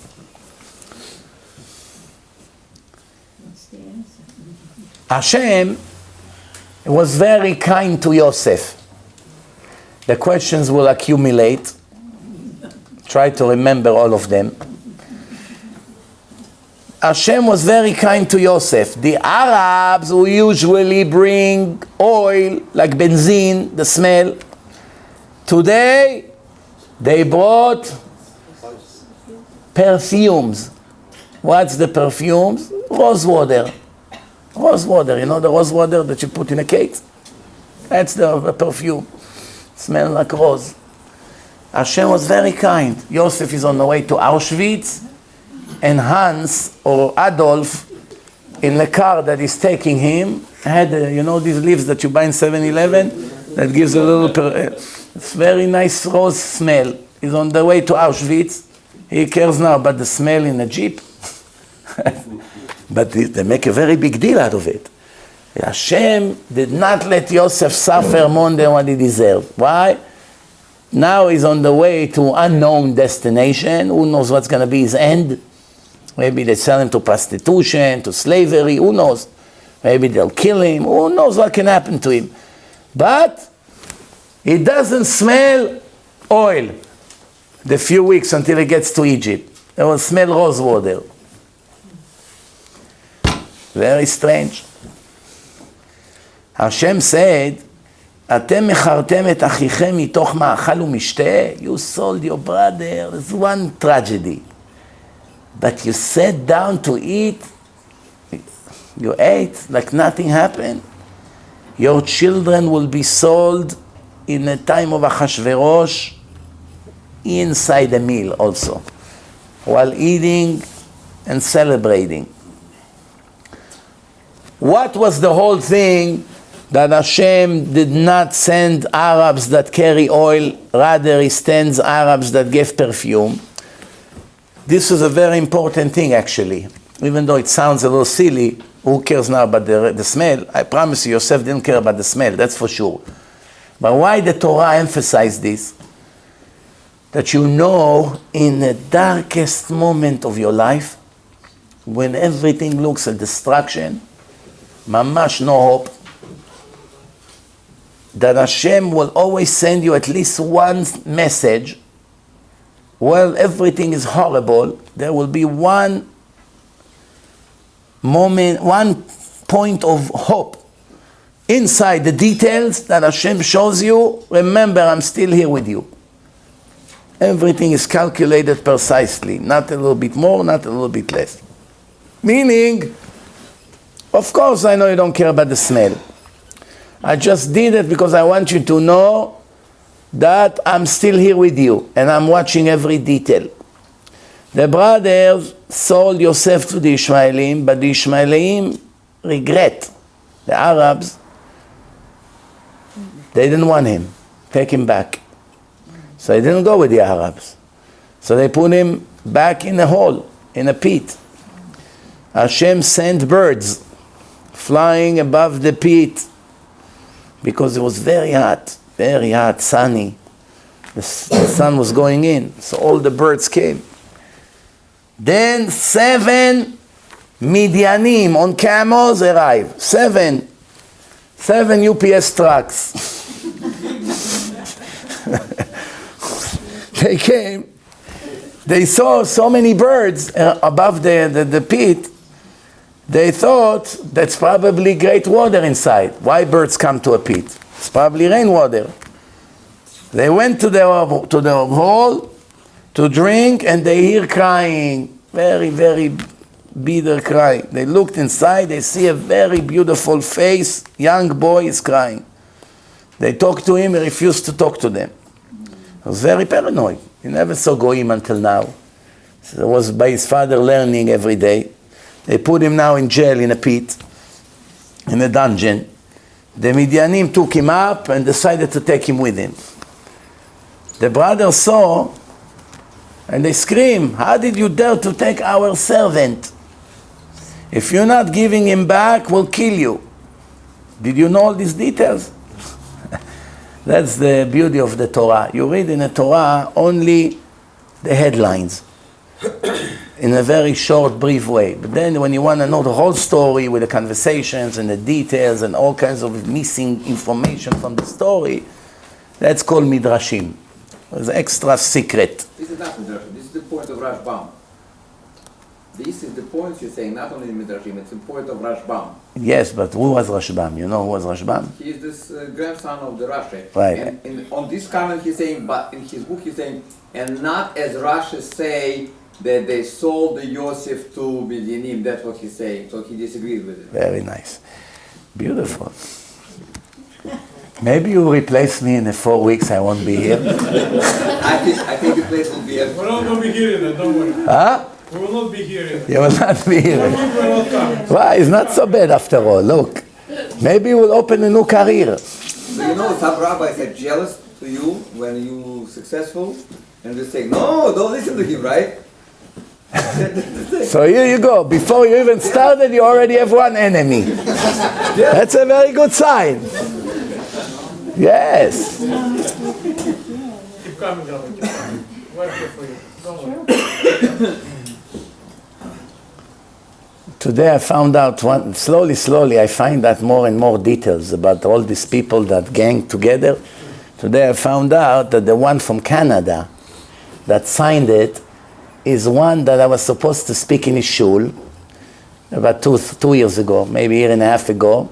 And the woman that organized it gave him a DVD of my debate with the priest, and he didn't like. He didn't like me because I went and had a debate with a Christian priest. He didn't think it's the proper thing to do. Why? Because he's a liberal from the university, very educated. That's not our way. So as soon as they came to him and told him sign, he signed with 2 hands. Very good. Yeah, that's the one from the debate. Of course, come. Today I found out. Every week I find something else. The corruption in this world, words cannot describe. If this one would know how many thousands of Jews are Shomer Shabbat thanks to this debate, he would not know where to hide. You know how many Jews became religious just because of that? That was the thing to attract them to the website. After they watched it, they went inside. I told you once the story about one time I was sitting home around 6 p.m. Somebody knocks on my door. My son says, Abba, tzedakah, someone's collecting. I come to the door. I see a long beard man, very long beard. I also thought he came to collect tzedakah. So I came to, I'm about to give him something for my pocket. He said, no. Grabbed my hand, started to kiss my hand, crying. Apparently a few days before, someone called me up and he said, I have a son. When he was a young boy, he was religious. Then he went off the derech. And he became a mash criminal. And then he went and robbed this place and got arrested, you know. Became completely off. Now he's out of jail, whatever. He's living with me in the basement. And it's not Shomer Shabbat. And I have other religious kids. and I'm calling you to tell me what to do. Should I throw him out, or I continue to suffer with him in a house on Shabbat? Why? He's making the laundry machine works on Shabbat, music, doesn't give respect. Do I have to keep him here because he's my son and my kids see what he does? Or I have to ask him to leave and whatever happened, happened. So I said to him, listen, it's not so simple to throw a kid to the street. You don't know what can come out of it. But bottom line, you got to do everything you can not to do such thing. Unless if really, really it's impossible that he will stay there with the kids, it's a danger, that's a different story. So I said, I have an idea. Maybe I'll give you some of my CDs you ask him to watch. He said to me, you don't understand what kind of guy we're talking here about. He hates religion so much because when he was in school, whoever was his rabbi wasn't good to him. He doesn't want to hear anything from religion. So I'm thinking to myself, religion he hates. What can I do? I have no options left. He doesn't want to listen. So I had an idea. I said to him, listen, I have an idea. Don't tell him religion. I'm going to give you this CD of the debate with the priest. And you come to him and say to him, you have to watch it. There's an argument between a rabbi and a priest. Very entertaining. Don't say a word about religion. Christian priest, wow. Put it over there. Let's hope that he's going to watch. That's how it happened. I gave him the CDs. I also gave him Torah and Science. I said, start with this debate. I sent it to him. Now, that was the end of that story. Now he knocks on my door. Maybe a week after or so. He comes, crying, kissing my hand. Wow, you have no idea what just happened. What? I did exactly as you said. I hear him sitting for 3 hours. I hear it in his basement. The next night, guys, all his friends, all came. They're all watching, laughing, talking. Then he comes to me and say, he watched the other ones that I gave him, Torah and Science, whatever. And he said, I want to keep Shabbat. He started to keep Shabbat. Then one time I gave a lecture here in Brooklyn. He showed up with him. Can he come today with me to the lecture? I said, of course. He bought tefillin. He paid little by little. He put himself back on track to become tzaddik. In the end, became tzaddik. Baal tshuva gamur. This is only one out of thousands. Why? Some people, when you tell them religion, they're not interested. But entertaining, it's a different story. Also, the purpose of life. It's mamash like a Hollywood movie. Beautiful pictures and videos and unbelievable. So people that don't have patience to sit 2 hours and listen to a speaker speaking, you tell them it's a movie. What do you mean movie? Movie like in Hollywood. Really? Yeah. And they watch it. And right away, wow, I live in a dream. And right away, you save them. איך אומרים? בתחבולות תעשה לך מלחמה. This is the way you have to be clever with the יצר הרע. טוב, the Midyanim, they see Yosef, they took him out, the brothers now fighting them. Return him or we kill you. They got so scared from the screaming of Shimon, they said, okay, we'll buy him from you. How much you want? 20 shekel. You know what 20 shekel? Pair of shoes made in China from Walmart. That's exactly it. מחיר של זוג נעליים. Price of shoes. But not Italian top crocodile leather. No. Walmart. Payless? Payless is cheap also? Yeah, Payless. Okay. טוב, 20 shekel and they agree. And the Torah say it was enough for one pair of shoes. Torah say. ממש the price of shoes. They took Yosef, they took him away to Egypt. Then they started to think, maybe it was stolen. We're trading with a stolen merchandise. How do we know that he's a legitimate slave? So they started to regret that they bought him. Then they saw Arabs on the way. They offer them the boy for 20 shekel kesef. Same price they bought it. The Arabs bought him. They put him on a camel and they took him with them. Reuven came back to the pit. His world collapsed. The boy is not there. Reuven ripped his clothes. He thought Yosef died. The brothers said that they sold him. They made him swear in cherem. You know what cherem? Cherem, excommunication or a ban, that if you're gonna say one word about it, we're gonna isolate you forever. You're done. You're gonna be on a ban permanently. Not to tell Yaakov. They slaughter a goat, they put his clothes in the blood. The goat's blood is the most similar blood to human blood. Most similar. It looks mamash real. They make some holes in it, like it's an animal that beat him.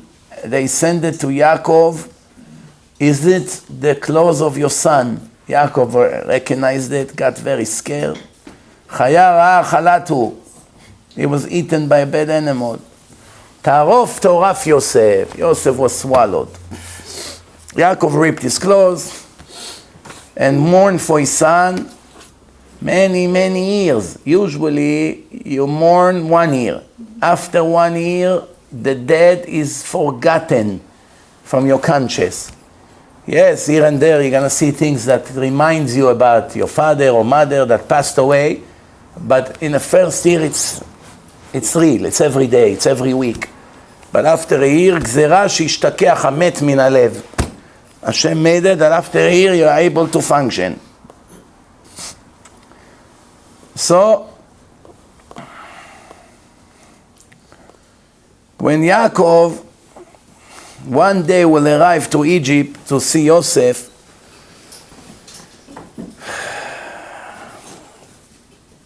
there will be in how many years? 22 years. 22 years. Yosef became the leader when he was 30. 13 years after he arrived to Egypt. When he went to Egypt, 13 years later, and after that, when Yaakov came, altogether was 22 years. Yaakov mourned for Yosef 22 years. Just like the 22 years that he left his parents based on his mother's advice, and he was not by their house because he was by Lavan. Everybody asked, why did he have to get punished for it? His mother sent him. He did not respect his parents for 22 years because he was far away.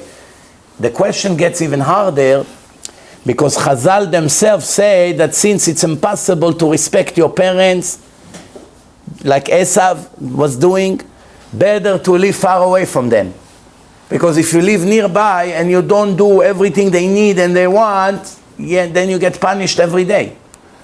That you're not taking care of your parents. But if you live in America and they live in a different country, your obligation is not as big because it's not realistic every day you come to wash your mother's feet, right? You live far away.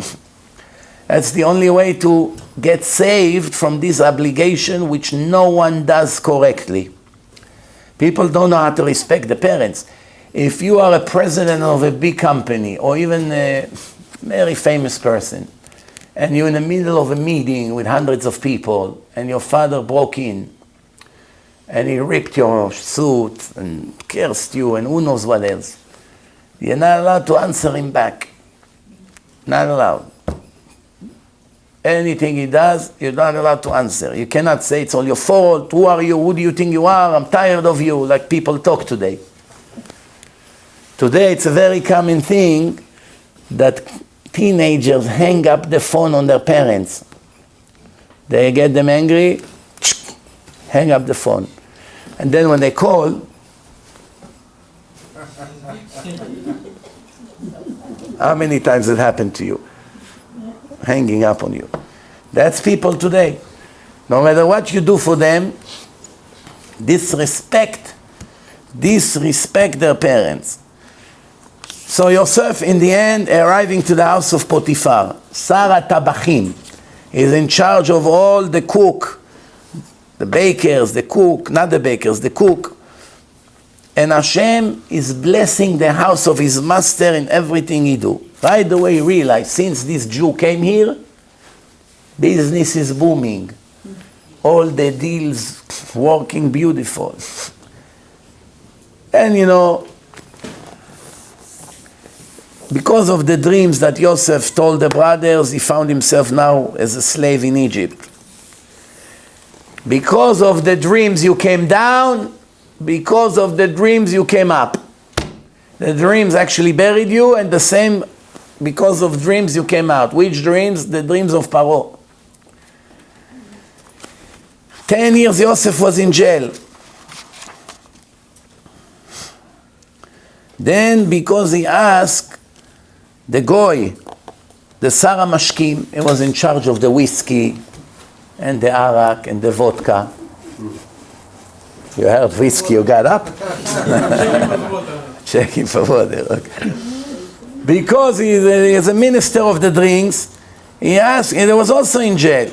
He asked him, don't forget me when you go to Paro, you're getting out, tell him that I'm here stuck. They had the dream, Sarah Mashkim, Sarah Ofim died, Sarah Mashkim lived, Yosef told them, they saw that he's a man of God. The last night, Paro had a dream.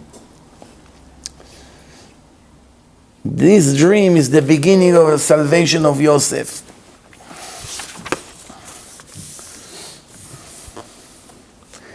What was the merit of Yosef to come out of jail? You need zchut. What was his zchut? Who knows? The zchut, the kindness that he did with his mother Rachel, standing on his tippy toes like this, to hide her from Esav Arasha. Which reminds me about the question I asked you last week. Thank you for all the people who sent answers. None of the answers were good. We're still waiting for a good answer. Maybe you saved the situation. How is it possible that Yaakov got punished, that he did not allow Dinah to marry Esav when Esav is a murderer, Rasha, and she's a tzadeket? He has to give his daughter to his wicked brother. Maybe she's going to make him a Baal Tshuva. Where did we hear such thing? You're allowed to have a Bet Yaakov girl marry a Rasha, Mechalel Shabbat, or a murderer? Who would ask such thing? What is the claim here? Plus, Esav was 110 years old, and she was a little girl. Doesn't add up. I don't know what was the claim against Yaakov here. I'm still waiting for an answer. By the way, I wait for an answer many years. Rabbi, he was supposed to be an Av. He had a Jewish father and mother. He was supposed to be one of the Avot. So, He could have made a salvation. was supposed to be. He could have gotten Tshuva. Someone that was supposed to be the new of Ovadia Yosef. But he decided to move to London and play tennis. Someone like that was supposed to be. But now he became a liberal murderer. So what does it mean, supposed to be? Many things we were supposed to be. I see the question making you nervous. Your leg is shaking. Very good. If you're nervous, that means a good question. Which daughter is loving like Dina was such a high level, she could have done it. Do you think because she was... Normally, you can't subject the daughter. What's the right thing to do? You have a girl, she's bright. She's in Bet Yaakov, she's 16, 17. She's a genius. She's charismatic. Now, your brother, earring over ear, all kinds of porcupines, blorit. He comes with all the hair and the bow and arrow. What's up? Dinale, your shidduch is here. Rabbi, Dina was not good either. She was going out. That's why. It's one thing. She went up to see what the Goyot doing because she said, I won't be like them. She was 6 years old then. Huh? She was 6 years old. 6 years old and he's 110. I don't know. Listen, I really want to understand this. Don't think I'm joking here. when you learn something, you gotta try to understand things that don't make sense. No, not just to say, okay, what's okay? Okay, let me understand what's going on here.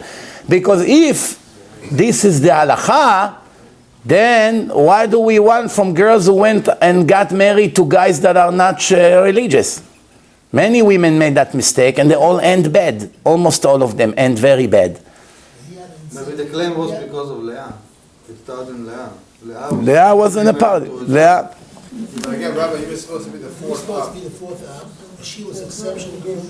No other daughter could be on that level. Except was very Shocked. high. He was supposed to be the fourth Av, and the one that was supposed to marry him is Leah, not Dinah. Leah was meant for him. Leah, Hashem saw is not worthy, and Leah went to Yaakov. What does it have to do with Dinah now? But that's why only Dinah could be the one to return. So now the next one will be Dina. Exactly. Because she was the only one that was... All three of you are trying very hard, but I promise you, none of you believe what you say. Maybe it's the age. But he's so old that she can change if there is no... So like Rav Kaduri. Rav Kaduri was 107 and a 40-year-old woman decided to marry him, to take care of him, make him tea, hold his hand, that she, So she was supposed to be his maid. Remember what happened to Dinah? She ended up getting read by Goyim. Better to be by a Jew than by Goyim. No, but that's... Abishag was also the Nasachenet של דוד המלך, אז מה? Right. No, so that was the point, that she would be a sochenet. Tov, we almost finished. Not the introduction, the lecture. So, let's see.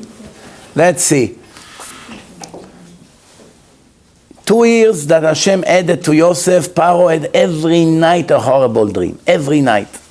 But he didn't remember it. When he woke up, I had a horrible dream, but I don't remember all the details. And then last night, when the time for Yosef came, Paro remembered the dreams. Flashback. It all comes back to him. And you know the dream, he was standing by the Niles over there in Egypt. The waters, there were 7 fat cows coming out, eating some grass, and then 7 skinny ones, and the skinny one ate the 7 fat ones, and Pharaoh got nervous, he woke up, and then another dream he had, 7 fat weeds coming up in one stem, and they full and healthy, and then there are 7 very skinny ones in 7 different stems. They come and they swallow the fat ones. But also, what's going on here? Same idea twice. Paro is trying to find a solution. No one knows how to explain all the answers they give him. Paro asked all the smart people of Egypt. Everyone says something else. Nobody was in the right direction. Then the Sarah Mashkim remembered. The Khartoumim, they told him 7 girls you're going to have, and after that you bury them. 7 cities you occupied, and then they will rebel against you. All kinds of things like this.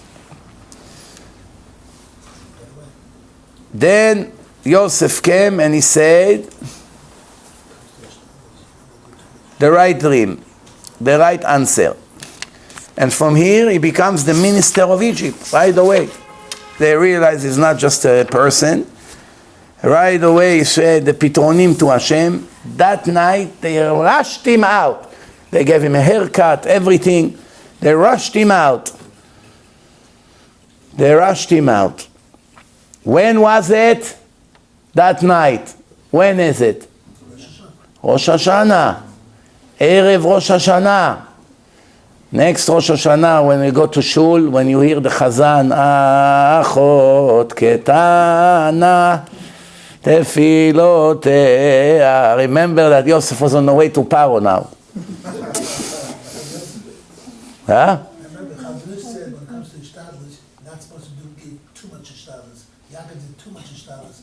not to have Eitz HaMeretz. That's the Ramban say, by the way, not only the Chazon Ish. The Ramban say that Yaakov, Ramban brought Sarah that she had a little lack of confidence in Hashem, and Yaakov, and he brings many names of the Gdolim that even they had a little shortage in their emunah. What are we going to say? And one of the things is that they're hiding her in a box, and when Avram said to Paro that Sarah is his sister, and Yitzchak did the same thing, he shows you the Ramban. The Ramban can say it, we cannot say it, but the Ramban, he said that even great people like this had moments of shortage in their emunah. The Chazon Ish, by the way, had a very amazing thing. I once said it here. The Chazon Ish used to try twice and no more. Everything in his life.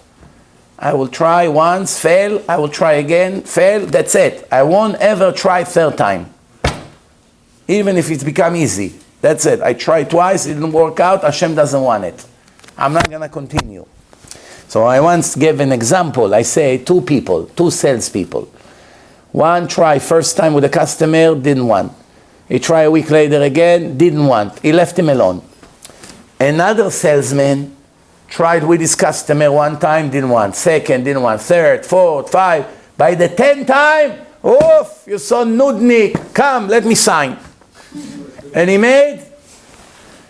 There is one guy in LA, without saying his name, even though knowing him, he would be happy that his name will be mentioned. We don't give him that pleasure. So he became a construction salesman. In America, they used to say used car salesman, meaning shady. Now you can change it to construction salesman.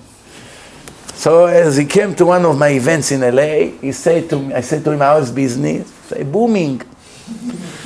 I said, what? He said, I found, Baruch Hashem, a great customer.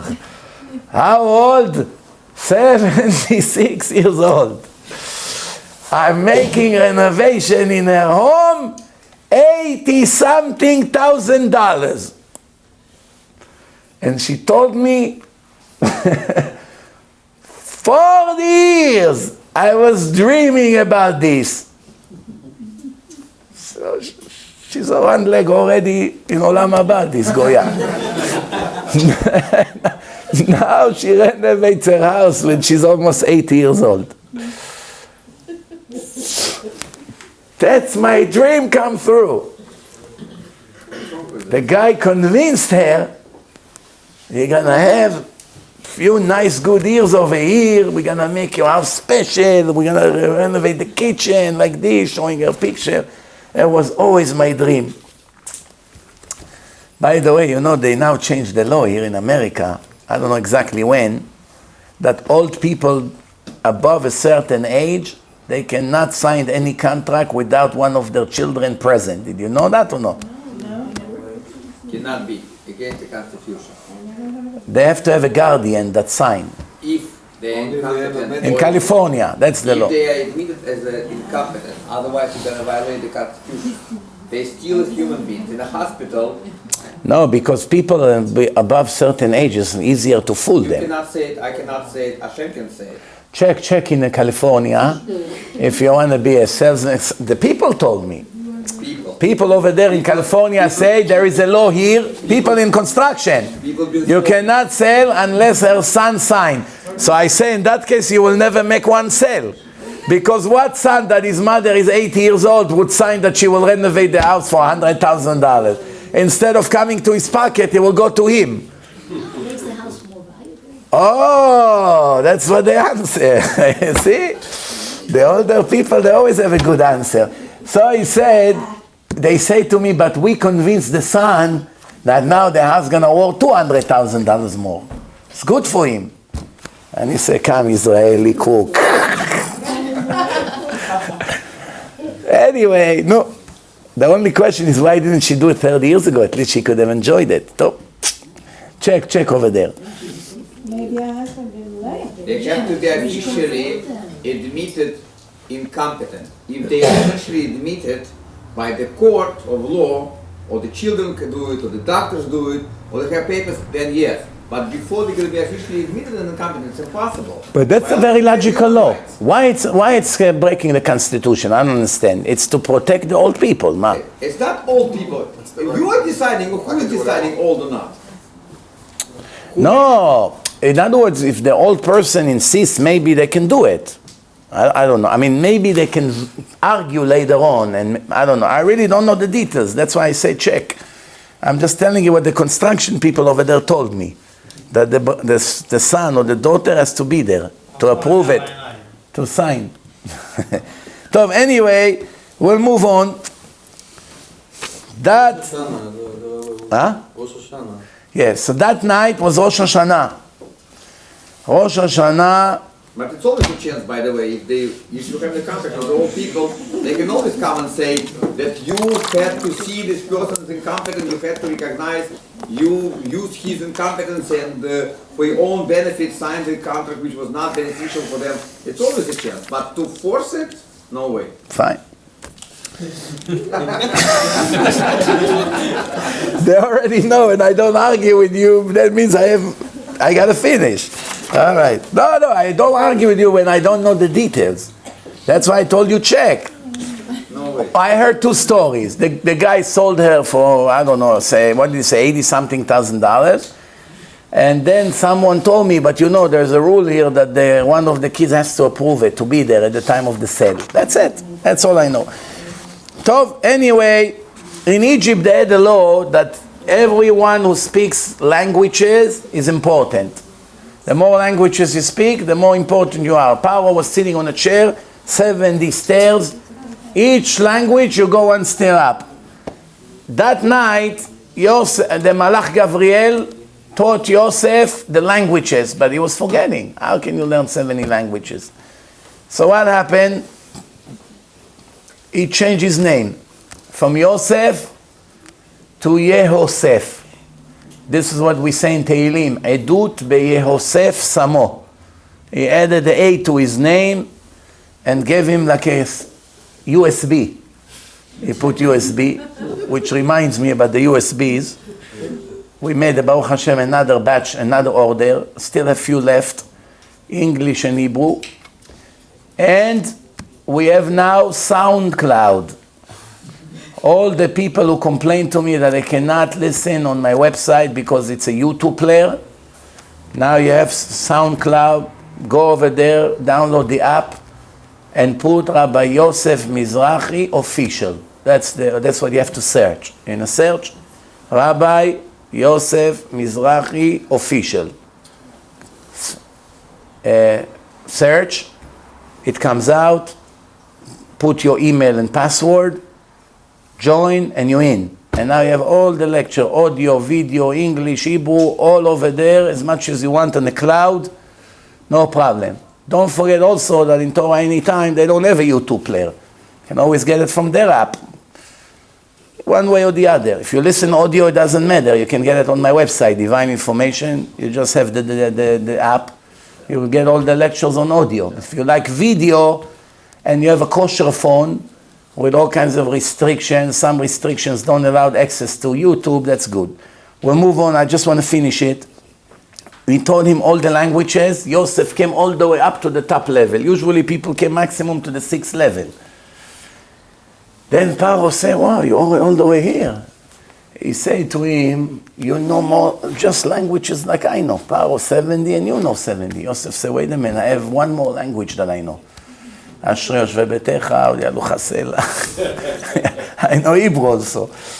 So Paro said, I want you to swear to me, I gave you the ring, you became the treasury, swear to me you don't tell the secret to anyone.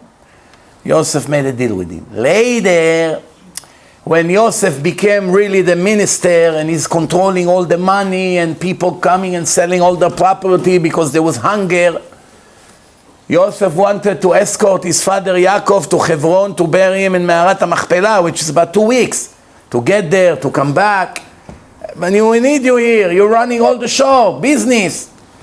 So Paro said, we're going to send people, don't worry. Whatever you want, we'll send with him. They'll bury him. You don't have to go.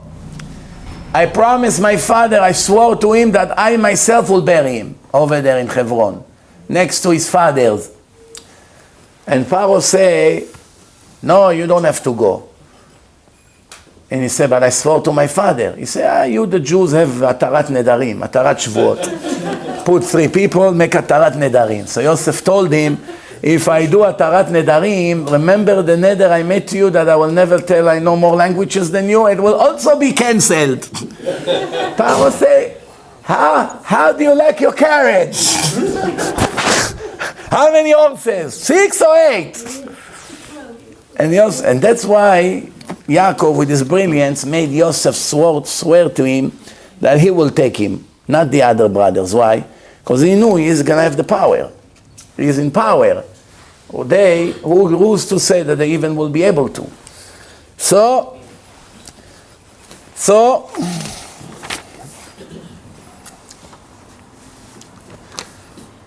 after Yosef finished with the dreams and he gave Paro, it's going to be 7 bad years, 7 good years, and then after that 7 bad years. Let's store everything. Then you make fortune.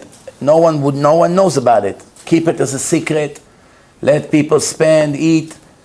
When the bad years begin, everyone will need us. We're going to have storages full of wheat, barley, everything. And that's exactly what happened. Yashan shel hayashan.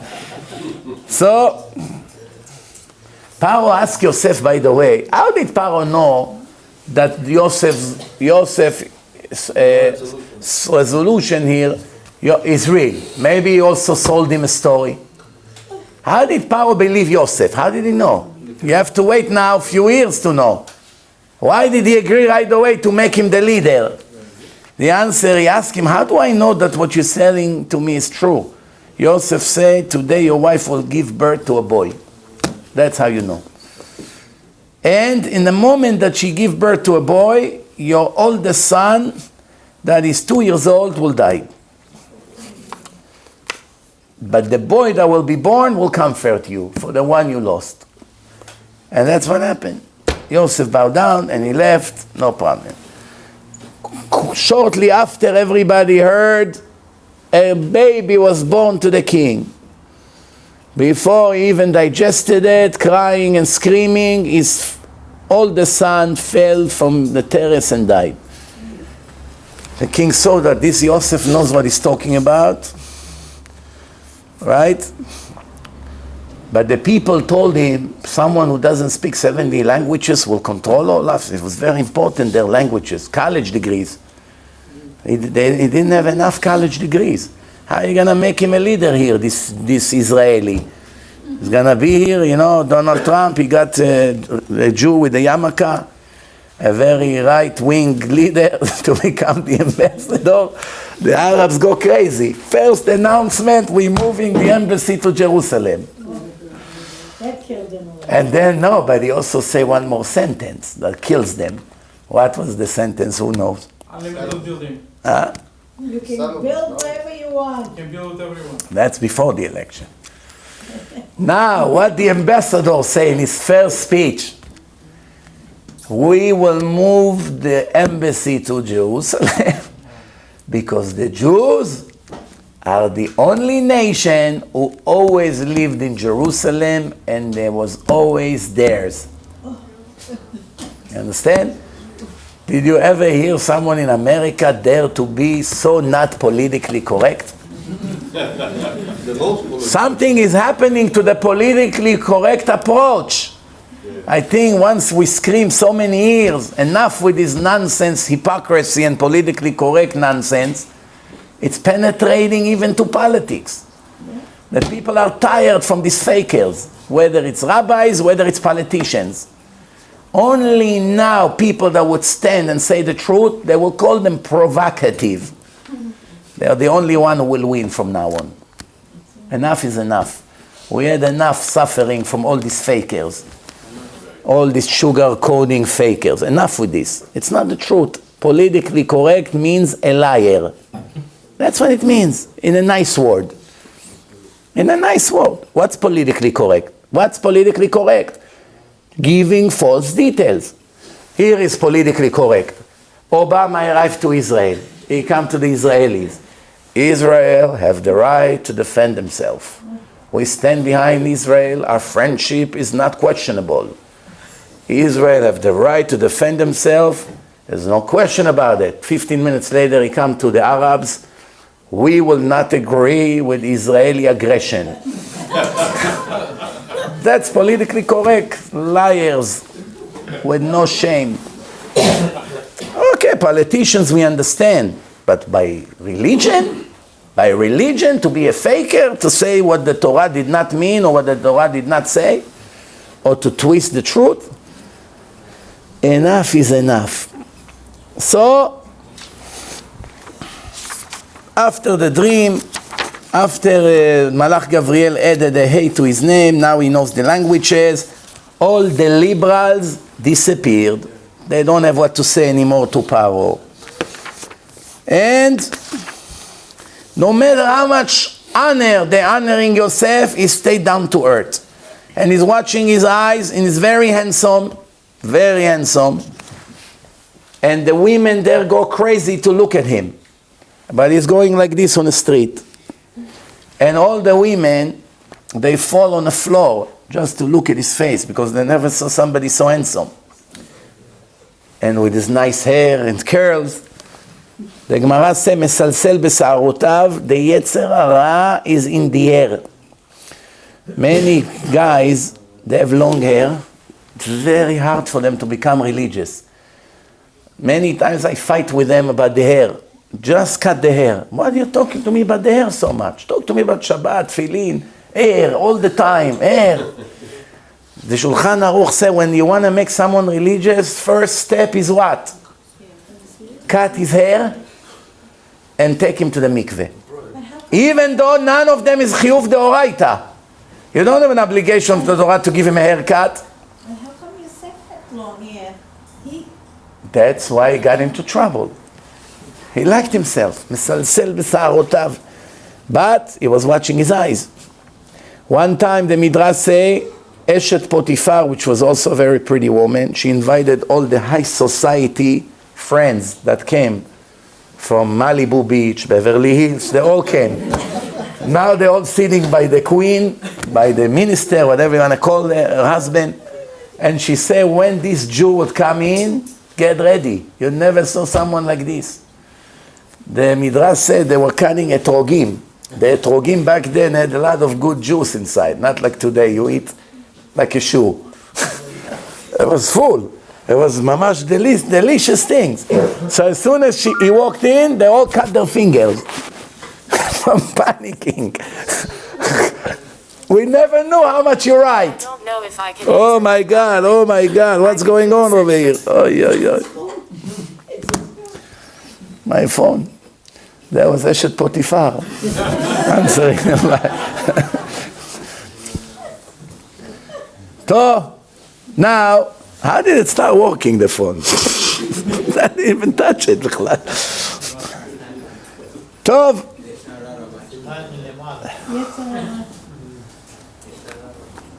Hashem said, because you didn't look at this goyot, no ayin hara will ever control you. Akol, everything by Hashem is midah keneged midah, measure for measure. You watch your eyes of people will never hurt you. You don't watch your eyes, one eye can destroy you, chas v'shalom. Measure for measure. Rabbi, where does it say such things? Why are you making up things? Why you intend to know why Hashem punishing people? Who told you that? You're not a prophet. Of course I'm not, you fool. I'm just reading a simple Gemara that you probably forgot or you never learned. But we don't know for sure. All the punishments of Hashem, measure for measure. Midah keneged midah. You sin with your mouth get hurt. You sin with your legs will be hurt. That's how it goes. Not for sure. We don't know. For sure. It's a fact in a Gemara. If you know for sure. All the punishments of Hashem. We don't know what sin you made with your mouth. Maybe you made 500 sins with your mouth, and for one of them you got punished. We don't know for which one. Yeah, it's true. We don't know. If we would know, there would not be any free choice. We don't know why people die young. We don't know why they're sick. We don't know. But we know one thing. If there is a punishment, that means there was a sin prior to that. If not in this life, in a previous life. How do you know there's reincarnations? No, how do you know? How do you know? Open the Ari HaKadosh, Sha'ar HaGilgulim. How do you know that this punishment for this, not particular sin, but for this kind of a sin, you may say, we have suggestions, let me finish. No. You may say, we have a suggestion from the Gemara, and you said, Midah Keneget Midah, and other suggestions, but for sure, saying, definitely you were doing Lashon Hara, that's why you're finding by your mouth. I Sure, just said you cannot before, say. we don't know if it was for Lashon Hara. It could be Lashon Hara, it could be cursing, it could be all kinds of cheating with the mouth. It can be a lot of things. Yeah, but then everything can come to this. You can make such guesses. Listen, let me explain to you something. I agree with one When point. you see a kid is No born, punishment without the sin. when you see a kid is born with a disease, let's say he cannot move his hands, or let's say he cannot see, or he cannot hear. You know, sometimes there's birth defect.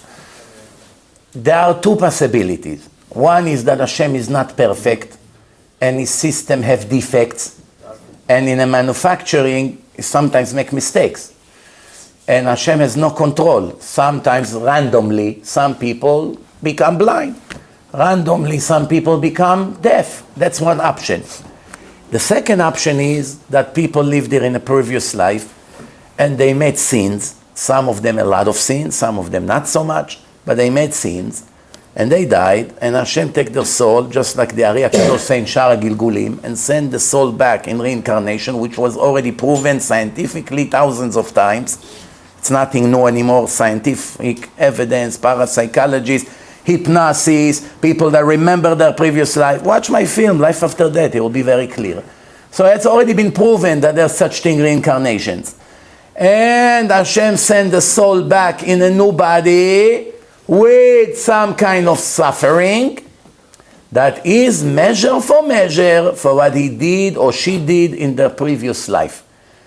That are the two options. Which one of the two you choose? I know you want to go, but why you say, I agree with you, for the previous sin, the punishment is coming in this life. I accept it. What I'm saying is, why are you insisting that it only has to be Midah Keneget Midah? And no Because the Gemara say, call. You know what it means? Call everything. Call ha'onashim shel Hashem, and also the reward, by the way. It's all midah keneged midah. There's no such thing random punishments by Hashem. I didn't say The reason that Hashem gives these punishments is to educate a person. When a person see, I got hurt by my eyes, I got hurt by my mouth, I got hurt by my back, I got hurt by, sex disease. You know how many thousands of sex disease you have? Do you know that? People don't even know. They know 4 or 5. What do they know? Herpes, AIDS, or another 2 or 3 names, and that's it. There's thousands of sex disease. Thousands! Unbelievable. People don't even know about it. It's sleeping inside. It makes you tired. And most people don't even know they're sick. They don't know. Because on a regular blood test, they don't check all of them. So there are so many other things, and people still thinking that it's random. No, nothing is random. Sex crimes, it's affecting the organs that you participate with. Cancer in the breast, 1 out of 8 women, you can say it's coincidence. I say without a doubt, it's the hand of Hashem, because women walks in the street not modest. That's what they're screaming about. They're getting very angry when I say it, because they never went to yeshiva, these people. In every yeshiva, you're going to hear it by the mashgiach, Sfaradi, Ashkenazi. That's how everyone talks. They think they're criticizing me. Who am I bichlal? The biggest giants, Rav Avigdor Miller, Rav Ovadia Yosef, Rav Ben Zion Abba Shaul, Rav Shach, hundreds of others, that's how they talk in yeshiva.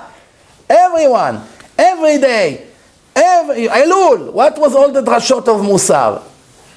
Gan Eden, Genom, reward, punishment, Midah Keneged Midah, everything. These people are so liberal from the university and so rotten, they have no connection to Judaism anymore, with their beautiful yarmulke and goatee beard. They have no connection to Judaism anymore. They think they're Jewish, but they became more goyim than Jewish, because they have no idea on the foundation of Judaism. One of the 13 principles in Judaism, in case you don't know, is that Hashem reward the righteous and punish the wicked. And one more thing, the Gemara say, En isurim belo chet. There's no suffering without sins prior to that. So if a rabbi suffers, he did something wrong? 100%. Everything that we suffer is because we did something wrong. All of us. Oh, so now there is one more concept that the Rambam disagree with, is that there is such thing that Hashem see a person that is very big righteous person, perfect, doesn't make any sins, and He give him suffering to triple or multiply by who knows how much his reward. The Rambam disagree with that. Some others say there is such thing. But everyone agree that Isurim Shel Ahava, suffering that comes out of the love of Hashem to you, is only suffering that will never cancel any mitzvah from your life. Meaning, if the suffering will make you unable to learn Torah, it cannot be suffering of love. If the suffering make you unable to put tefillin, it cannot be suffering of love. If the suffering make you mute, that you cannot talk and pray, it cannot be Isurim of love. Suffering that does not interfere with your Avodat Hashem could be Isurim of Ahava. For instance, you have back pain. Constantly your back hurts. You have pain. It doesn't, well, you do everything as usual. You get up, you come to pray, you sit all day in yeshiva, you learn, you do whatever you do, you function. Right? You lost your hair. It bothers you. You didn't want to become bald. So it bothers you from time to time. It's suffering. It's also suffering, but it doesn't make you less righteous. If any, it makes you more righteous. Now you cannot make sins as you used to. So Baruch Hashem. You understand? So it doesn't hold you back from Avodat Hashem. But anything that prevents you from doing even one mitzvah can never be Isurim Shel Ahava, because Hashem won't decree on a person not to do mitzvot. It cannot be. That's the will of Hashem. We're all going to do as many mitzvot as possible. I have a lot more to say, but time ran out. Any questions before we finish? Don't forget, I'm not going to be here for a month. January 24th, we'll be back. Please follow my events in case there's a change. Yes? 70 languages that the Malachim. Yeah. The Malachim don't know Aramaic. So how do you learn Aramaic? Learn it because Yaakov Avinu spoke Aramaic. Very nice. You know, you have two words in Aramaic in you heard this question or no? He said in the Torah there are two words in Aramaic. Two words in Aramaic you have in the Torah, Igar Sa'aduta. That's the name that Lavan called Galed. Yaakov called it Galed, and he called him. Thank you very much. We will meet again in 1 month. Baruch Adonai L'olam. Amen ve'amen.